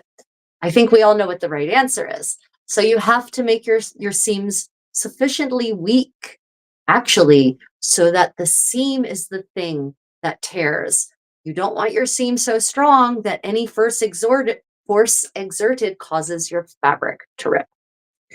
If you look at my video on my medieval sewing mistakes, I illustrate exactly why you want your seams to be weak and weaker than your fabric. You can see the tragic tale of someone who stepped on the train of one of my wool kirtles while we were dancing, and how the entire waist shredded all the way around, and how I had to weave it back into existence basically through darning.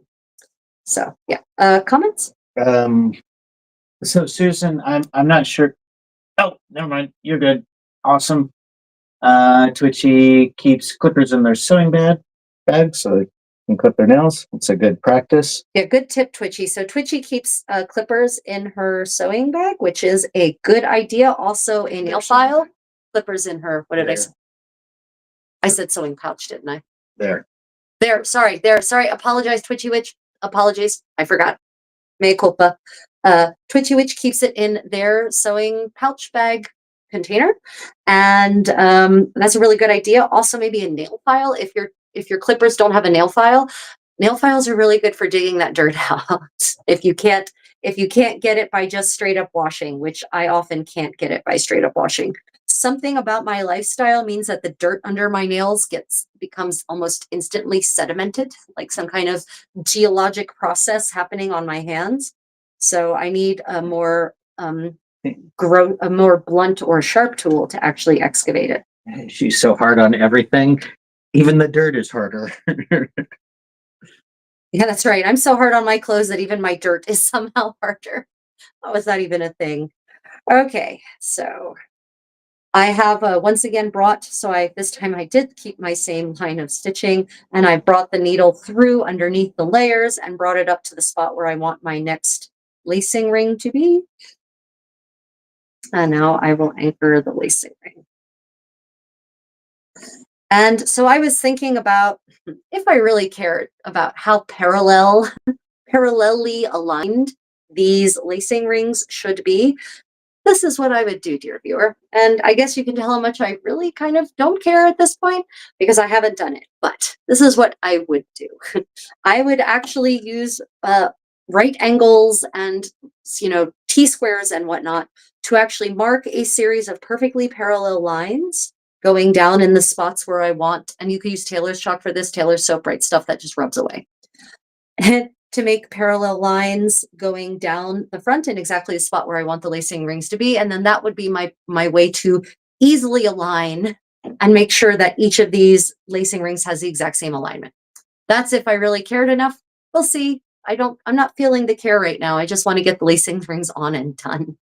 And if anyone stares at my crotch area that closely, I'm probably going to kick them anyway. So,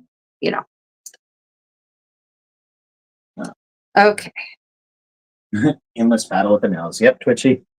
It is. Yeah, it is indeed an endless battle with the nails. Yeah, the Contessa has pretty soft skin too, for the most part, which belies the ultra tough nature of her. Yeah, I've got soft skin and soft nails. I hate my fingernails. They're the softest damn things ever. Just useless. Like, some people try to use their nails as like a screwdriver. If I do that, my nails shred. Like, not even. I can even shred one nail against the other really easily. That's how weak they are. Let's see. What other fun learnings did I have for you all? Oh, my notebook. Where's my notebook? I don't know where the notebook I already went. found it for you twice today. Well, it's gone again. I don't know. You're sitting on it. What? No, I'm not. I'm sitting in front of it. Right. Oh, right. Okay. Bayeux tapestry, right? So I know this is not 15th century, but still, it's an amazing work of textile art. And I use that phrasing specifically. Um, the Bayeux tapestry, medievalist.net just published an article that put me in mind of all the things I actually know about the Bayeux tapestry, because my first ever embroidery was a small section that was my attempt at recreating the Bayeux tapestry as a 16-year-old with no one to teach me how to do it, no one to teach me the basics of anything. I just kind of looked at it and figured out what topside couching was, and I went for it. I did the drawing. I, transferred the drawing myself by eye because I have a pretty decent hand for sketching. And yeah, that's somewhere I have a short on my section of the Bayeux tapestry. Anyway, so for many, many years, the Bayeux tapestry has certainly fascinated me. And medievalist.net did this article about 10 things you probably didn't know about the Bayeux tapestry. I knew all of them except for one. So I thought I would share some of them with you. If you aren't familiar with medievalist.net, I highly recommend their site. It is run by actual degreed doctors of history, which I am not. I have a degree. It's not in history. But they have a great podcast series. They always have interesting articles about a wide array of topics, and not just Europe. They cover the whole medieval world. New World, Old World, whatever. If it falls in the period of the Middle Ages, they've probably discussed it or had someone on about it. But the Bayeux tapestry one was really interesting because it reminded me of things I know that maybe some of you don't know. For one, it's not a tapestry. Not a tapestry. The Bayeux so-called tapestry is a wall hanging, indeed, but it is embroidery. It is the biggest, as far as I know, I'm pretty certain it is the biggest piece of embroidery in the world. It is immense. This thing is ridiculously long, and I don't even remember big. It's hundreds of feet long. It's insanely long.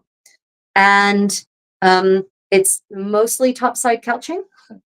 Which is first one too.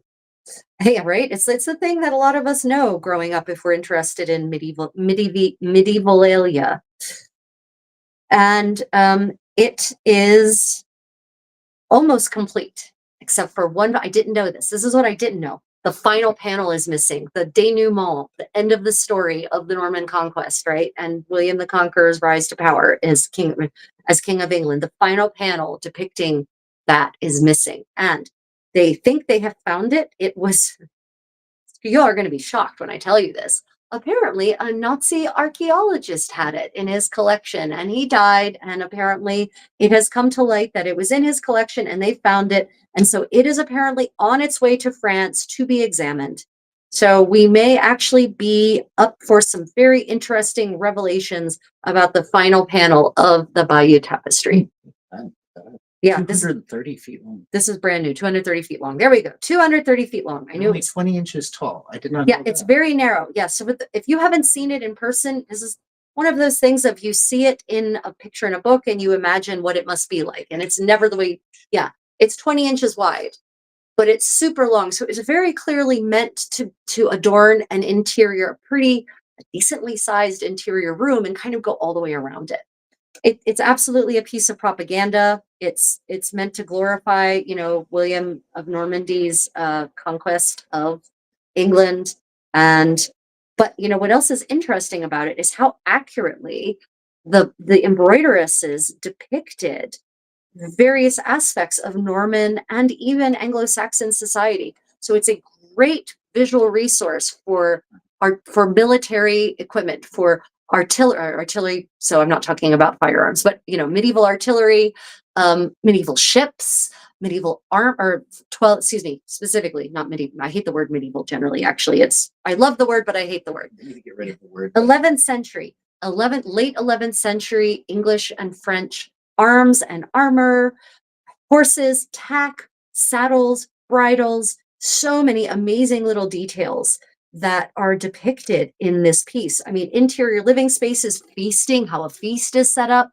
So many details of daily life are accurately depicted in this work, in this wall hanging. And I think, it's gotten ignored largely, in fact, for the study of early, medieval material culture.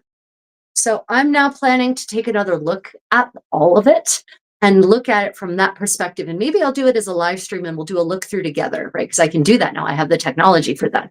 And we'll go looking at it together for the aspects of material culture, medieval material culture, and how they can inform how we do living history. I know it's 11th century, not really normally my period, but I actually started in the 12th century with my living history endeavors. So it's not beyond my interest. It's just not where I am now. Let me know if that would be of interest of you to go through the Bayeux so-called tapestry together from the perspective of what it can show us about the details of daily life and medieval material culture of the 11th century. Let me know if that seems like something that you'd like to do with me.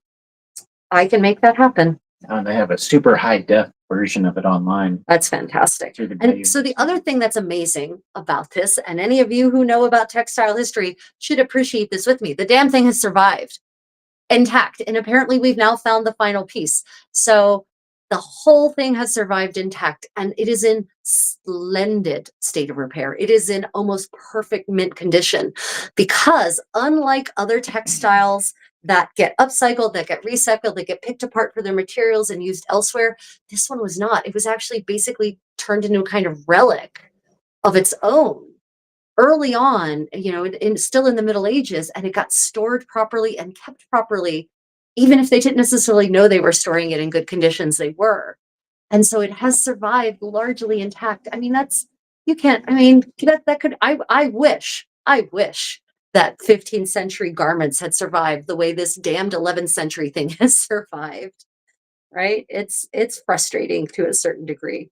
Yeah, so really we should be looking at the Bayeux tapestry as a kind of historical miracle, honestly. Well, you seem to have some impetus for it now. Interested. Interested. That's the word I'm looking for. I mean, I know, again, not 15th century, and many of you here for the greatest century, culturally speaking. But yeah, I am interested in other periods and definitely other cultures.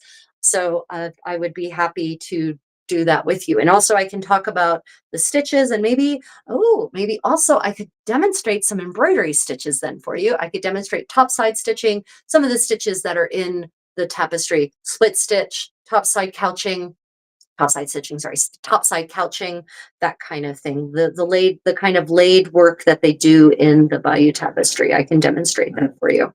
Yes, to the Bayeux tapestry blog. Okay, so you see my progress this far in the close-up camera first, right? So what the nice thing about this is these are pewter. These are not silver. They're pewter. They will eventually tarnish, and you can get rid of that tarnish usually with baking soda. I think that works on pewter as well. Does baking soda work on pewter as well? I think it does. I'll have to look into that. Asking me? Yes, you. Or viewers, if you know if baking soda works to detarnish pewter, let me know in the comments. Baking soda does work to detarnish brass and bronze. Possibly because it was one of the rare Pope-blessed conquests. Right. Yeah. That's true. That's a good point. Who commented that? Twitchy Witch. Thank you for adding that. That's a good point. The Norman conquest was indeed Pope blessed. So that could be part of the reason. Yes, that makes total sense. Why the wall hanging, why this amazing piece of embroidery was therefore saved as a religious style of relic, as a kind of religious relic. I can English. Okay. English has been good too. English good. Yeah, I need to actually make a real sentence. Language good. Okay. But you can see just, how blingy these lovely lacing rings can be, right? Like how just this thing that is practical in nature can also add to the bling of the garment, right? Okay. I got distracted. What metal? What metal? Pewter. These are pewter. These are pewter. Yeah. Okay. So I wanted to take this opportunity. We're reaching the final stage of our live stream, my book corner. So I'm going to talk about some fun medieval books, and I'm also going to talk about a practical issue with what am I looking for? Word I'm looking for. Replica items in metal, especially. Okay. So This is my Demiscent Belt. Armor and Castings does make these. This is not an Armor and Castings. This, I didn't even know Armor and Castings existed when I bought this many, many years ago. So, this is not gold. It is not gilt. It is bronze. And, or bronze or brass, one or the other. Either way, you may be able to see there's staining across my hip and my pelvic area because that is from this belt, this metal rubbing off. And the way I figured out that one, if it's gold, it's not going to do that. If it's, especially if it's a decent kind of gold, or if it's gilt silver, it's not going to do that. But the way I could prevent that from happening, and this is what I'm going to do, especially on future ones, is and the few medieval belts we have this, the ones that have survived, right? So the nice ones, the really nice ones, not necessarily like the crappy whatever leather, who cares about it, but the nice ones, is glue a layer of linen onto the back over top of the metal fittings that, because you can see, the metal fittings, they have, rivet points or whatever, and then those come through and are hammered down, right? They have the attachments built into them, but that metal also will stain your garments, right? So, Cut it. It's happening. so what you do, yeah, it's happening to his Jornea, for instance. So to prevent that, all you have to do really is glue on a layer of silk or linen, or you could do wool if you wanted, but silk or linen will be flatter and won't create a whole lot of bulk, right? Just glue that right over top along the whole length and attach also a piece of fabric to the back of the Demiscent of the buckle like that. And glue might work with metal, but I would probably also add some stitches to help it hold in place. And then that will prevent it from staining your garments and leaving what I probably kind of permanent fading effect also. Yeah, because this has been laundered multiple times and the discoloration is still there. So the discoloration will be prevented by backing your belts in fabric to cover up the metal bits that are attached. Do not use baking soda to clean pewter. Do not use baking soda to clean pewter. Got it. Susan Okay. is right. She actually said it also. I just found it when I came back. I know baking soda is used for one of them. I think maybe it's Brass. Brass. Yeah, brass is You put a little bit of lemon juice. right. Brass and Or vinegar. baking soda and an acid, and then it will sort of oxidize like OxyClean. It will just basically, foam the tarnish away. Okay. Twitchy loves the fleur de lis, their personal favorite. Yep. Twitchy the fleur is also my emblem, so I love it as well. And that is why it is the embroidered patch was the one you've been the embroidery to which you were referring. Also in this beautiful knit pouch, which was made for me for those of you who are in the SCA, when I was Queen of Drachenwald, this was a personal gift for me. And unfortunately, by the time I got it, it didn't have a name attached to it anymore. So I have no idea who made this beautiful hand knit pouch for me. If you know, I think they're in the UK. If you know who made this amazing hand knit pouch for me, please let me know because I was never able to find out. Their name was not attached to it, unfortunately. And she loves it. Yeah, it's great. I love this thing so much. Yeah, and it's actually, I've got to do some darning. Some of the knitting has come undone, so I've got to do some darning to fix it up there. But there've been Instagram videos about how to do that. So yeah. Okay. Book corner time. Okay, so I promised some of you the books. We've already talked about some books, but this is for those of you who are into historical Korean clothing or historical Asian clothing. This is the catalog from, let me know if you can actually see the book on the little screen. It'll be a minute. Yeah. This is the catalog from an amazing exhibition that was at the local museum here in Daegu, the Daegu National Museum, they called it The Diversity and Evolution of Traditional Korean Footwear. They should have said the diversity and evolution of Korean footwear because traditional has a connotation than historical, and they're talking about historical.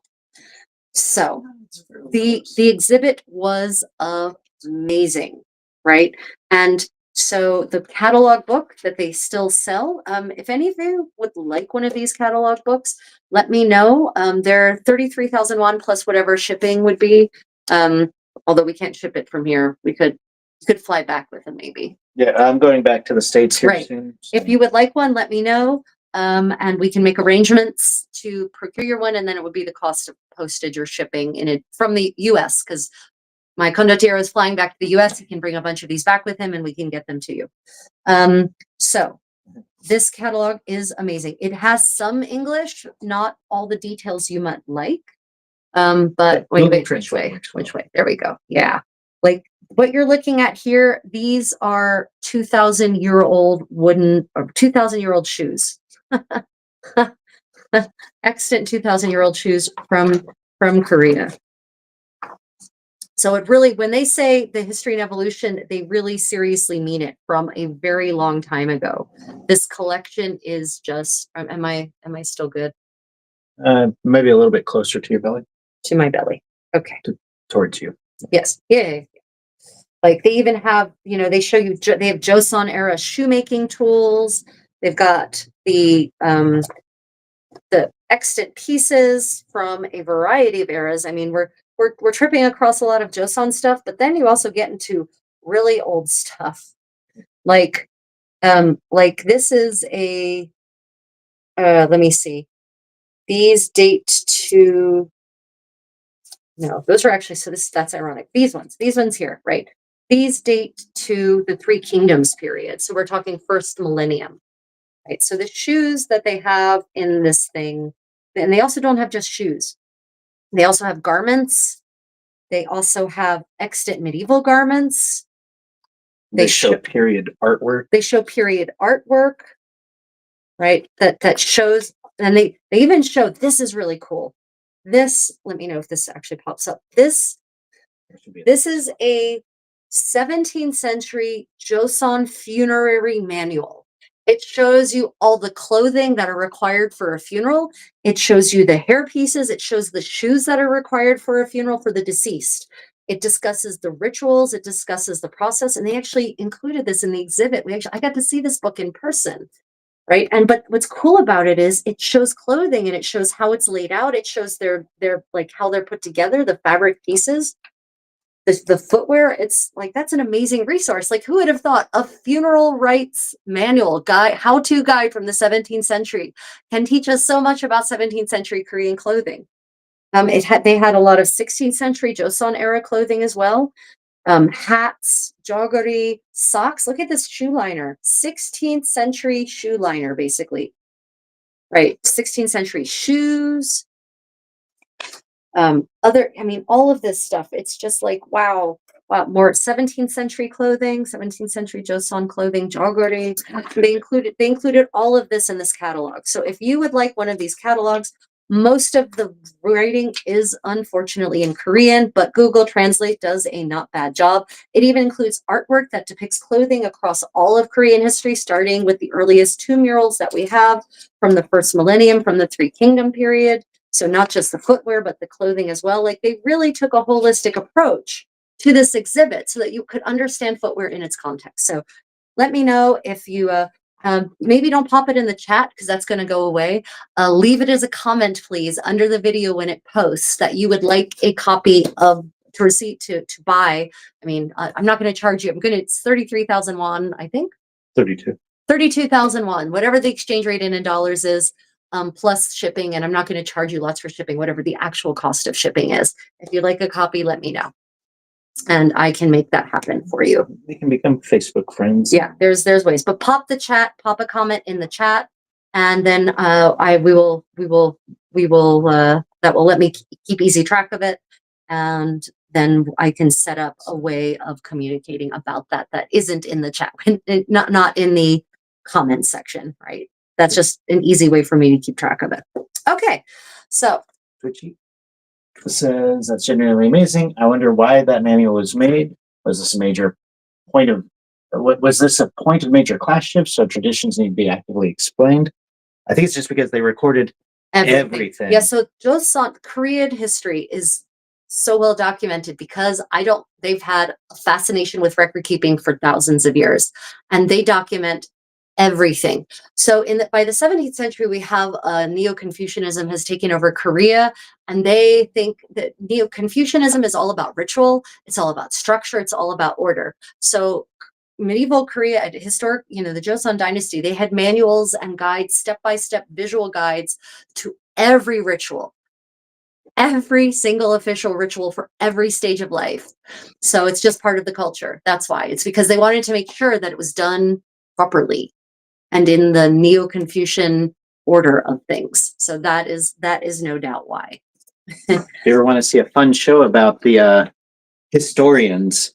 Yeah, Rookie Historian Gu Hae-ryong is a fantastic K-drama if you want to see an alternate history K-drama that's witty and funny, but also serious and a little mystical, set in early 19th century Joseon dynasty.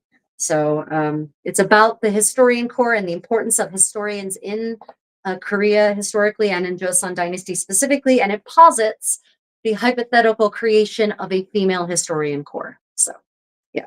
Oh, these lacquered bronze stirrups that were in this exhibit. They're now at the Gyeongju. Yeah, they're at the Gyeongju Museum. Yeah, Gyeongju National Museum. Oh, and if you were in the tour yesterday and saw all those buttons that we were commenting on how pretty they were. Oh, right. Those weren't buttons. Those were parts of shoes. Yeah. So yesterday in our tour of the Daegu National Museum, we ran across. Do you remember where those buttons were? The knot buttons. You almost had it there a minute. The Nada buttons. Here, I'll find it while you. Right. So we found there were no, it's okay. They can watch me flip through. Okay. So there was this display of just these beautiful. I agree, Allison. Bronze, she's very pretty. Bronze buttons. Oh, thank you. There is just these bronze buttons, right? And that's what they called them. Yeah. Bronze buttons. No context or anything. Okay, well, you actually know where it is, so you find it. Oh. So we open up, and I had forgotten that I'd seen these in this exhibit a year ago in the shoe exhibit, and they were in the footwear exhibit because they aren't just bronze buttons. They hypothesize because of where they were found in the grave that they excavated, these bronze buttons were actually basically on boots. They were decoration or reinforcement on boots because they were found concentrated around the lower leg of the person who was interred from about mid-calf downward.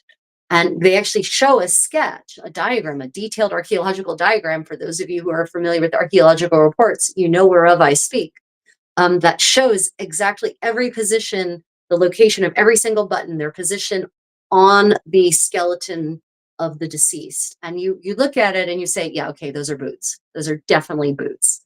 So it's really weird that the description in the museum case said nothing about them being boot decoration or boot ornaments or boot reinforcement. They just said bronze buttons.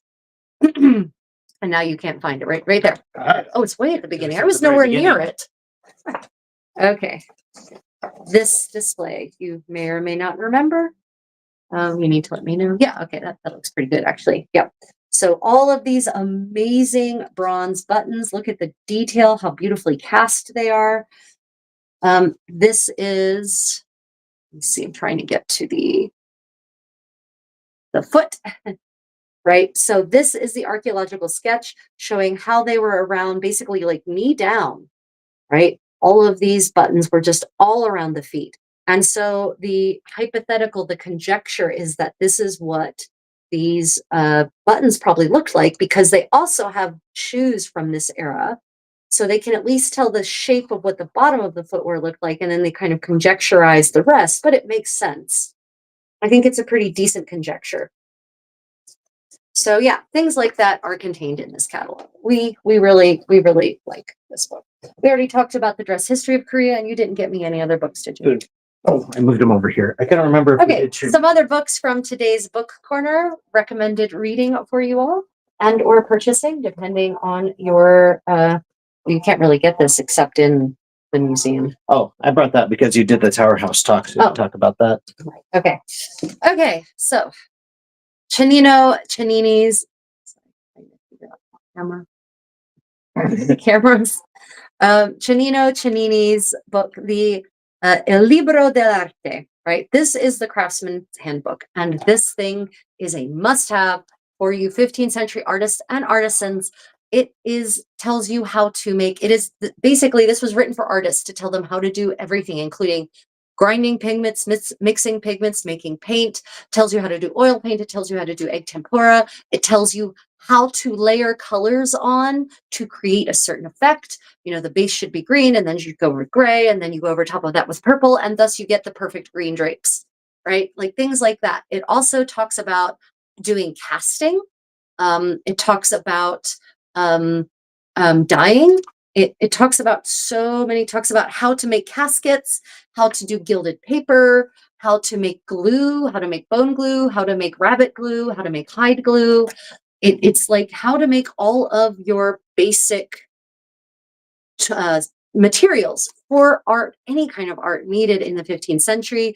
It also talks about how to prepare a wall for a fresco using 15th century, authentic 15th century techniques, how to gild a stone figure, how to make a mosaic of eggshells, how to make a mosaic of quill cuttings, mosaic of paper or foil, how to make your own ink, how to make colored ink, how to do stained glass. I mean, it's really a must-have. This thing is incredible. When you're done. Yeah. So Il Libro dell'Arte Cennino Cennini. It's unfortunately the one we have is only the translation. It does not have the original Italian. So for those of you who are paranoid translators like me, it might be a little frustrating, but that's okay. Okay, another book that comes up a lot relating to cooking, is Taquinem Sanitatis, which is originally actually a health manual, an Arabic health manual written by Ibn al-Sina, and then translated into Italian and Latin and other languages, German and French. And there are multiple copies of Taquinem Sanitatis out there now. This is a beautiful version, the Medieval Health Handbook. The reason this is useful is not just for the information it contains, but it talks about like what kinds of foods are good for what kind of temper. And sometimes it mentions how foods should be prepared, best prepared. So it's good for in fleshing out your idea of medieval cookery and medieval cuisine. But the thing that's really important for medieval material culture and fashion, especially depending on the period of interest, are the amazing illuminations that every edition I've ever seen contains, right? And it shows, so you also get to see what medieval cultivars of these plants look like, right? So you can see what dill looked like in the 14th century in this case. You can see a kitchen scene, a home scene, a pretty, a middle-class home scene, not a big fancy one, right? You can see the hearth in the corner. That isn't really a separate hearth. There's a fire right on the floor, but there is a hood and there is a chimney, right? You can see grape harvesting, how people dress for all of these various activities. They even talk about fabric and fibers specifically. Look at these fun gourds, like these are squash, right? Curcubite. So, the word curcubite often gets translated as pumpkin, and that makes people speak of a very specific thing. No, not winter squash like we Americans think. This was a so-called pumpkin in the 15th and 16th century so this is not, in fact, the pumpkin of which you think, right? These are watermelons and apparently cucumbers also, but it's a weird cucumber, right? So Taquinem Sanitatis, there are different editions out there. I can recommend any of them that have the actual, especially you want the ones that have the full plates. They are reprinted across from the 14th century all the way up into the 15th century. So depending on your era of interest, you can find a Taquinem that's appropriate for you. But even just reading the way, things are described, for instance, roses, the entry for roses, cold in the 2nd degree, dry in the 3rd, humoral medicine, humoral science. Optimum roses are the best roses are those from Suri and Persia. They are useful for inflamed brains. So, the medicinal applications. Danger. In some persons, they cause headache, but you can neutralize the danger with camphor, which is toxic. So that's fun. For each substance, and it even talks about linen and wool. It puts them in their context, and silk. It talks about partridges, animals as well. Nature are of moderate warmth. Partridges, the best, are those that are moist and fat. Usefulness, they are good for convalescing people. So if you're sick, you should eat partridge. Dangers, they are bad for those engaged in heavy labor, so don't let your farmers have them. But neutralization of the danger, you can cook them with leavened dough, which I think that means actually, so this is fascinating, right? This is what I meant by hints about food. That might mean that you actually take leavened dough and wrap it around the partridge and bake it. Like, how fun would that be? Like, all the juices from the skin of the partridge would just soak up into the inside of the dough coffin and would just make it oh so tasty, right? Like, that's one possible interpretation of that. Right. So, cookbooks provide you with recipes that are very specific, but health books like this can kind of give you little hints of a different nature if you're looking to inform yourself about also how original foodstuffs work. If you care about what medieval cultivars of these fruits and vegetables actually looked like. Right. And look, here we have Palestinian melons or Indian melons. So I mean, like melon types I've never even really seen in Europe anymore. Mandragora, mandrake, of course, which, as always looks kind of scary because they imagined that the mandrake root was actually, a kind of totemic person, alarmingly. Right. So Taquinum salutatus for the win. Can recommend. And we got this from Used Aid Books, I think. Aid books for that one. Aid Books is one of our favorite places to buy books. Yeah, and this is another one where I don't think the person who owned it was used, supposedly. I don't think they ever took it out, ever, ever, ever, ever. Okay, now I've got a representative of medieval Portuguese culture here. This is the Royal Book of Horsemanship, Jousting, and Knightly Combat. Dom Duarte's 15th century Calvacar, which, obviously the Portuguese name is a lot nicer than the English name. But this is for those of you who are interested in medieval knightly culture.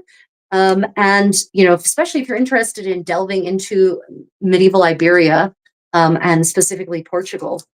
What's nice about this book, oh, no, it doesn't. I'm sorry. I thought it was in both languages. It's not. But it talks about horseback riding. Like if you're interested in horsemanship, it talks about jousting and knightly combat. So it talks about actual combat techniques later on in the book. And, it has rules. Like it has rules of riding. Most important of all, to stay firmly mounted on the beast in everything you do. And also, no matter what might happen to you, keep your seat, basically. That seems like a good one. But this is advice that riding instructors will give you to this day. Do not fear falling off the beast, or falling with her, because have any of you ridden a horse and the horse has fallen? I have. It's terrifying, but you shouldn't fear it. Like don't actively fear that happening. Keep the appropriate confidence in yourself and the beast and the terrain where you're riding to do whatever would be necessary. So like that's actually some next level psychology there. Believe in yourself, believe in what you're doing, have confidence in what you're doing, because if you don't, that fear he doesn't say it, but the fear is going to get transmitted to your horse. And every rider now knows that. Well, every real rider knows that. Right. So, this is a really interesting one. This is edited by Stephen Mulberger, and was translated by Antonino Franco Preto and Luis Preto. So you got to see the original of that in Versailles, at the horse exhibition in Versailles. Oh, nice. That's really cool. Twitchy apparently got to see this. The original, well, one of the originals, there might be more than one copy. Anyway, at the horse exhibition at Versailles. Super cool flex, Twitchy. Now we're jealous. Way to outflex my I've stood before Primavera.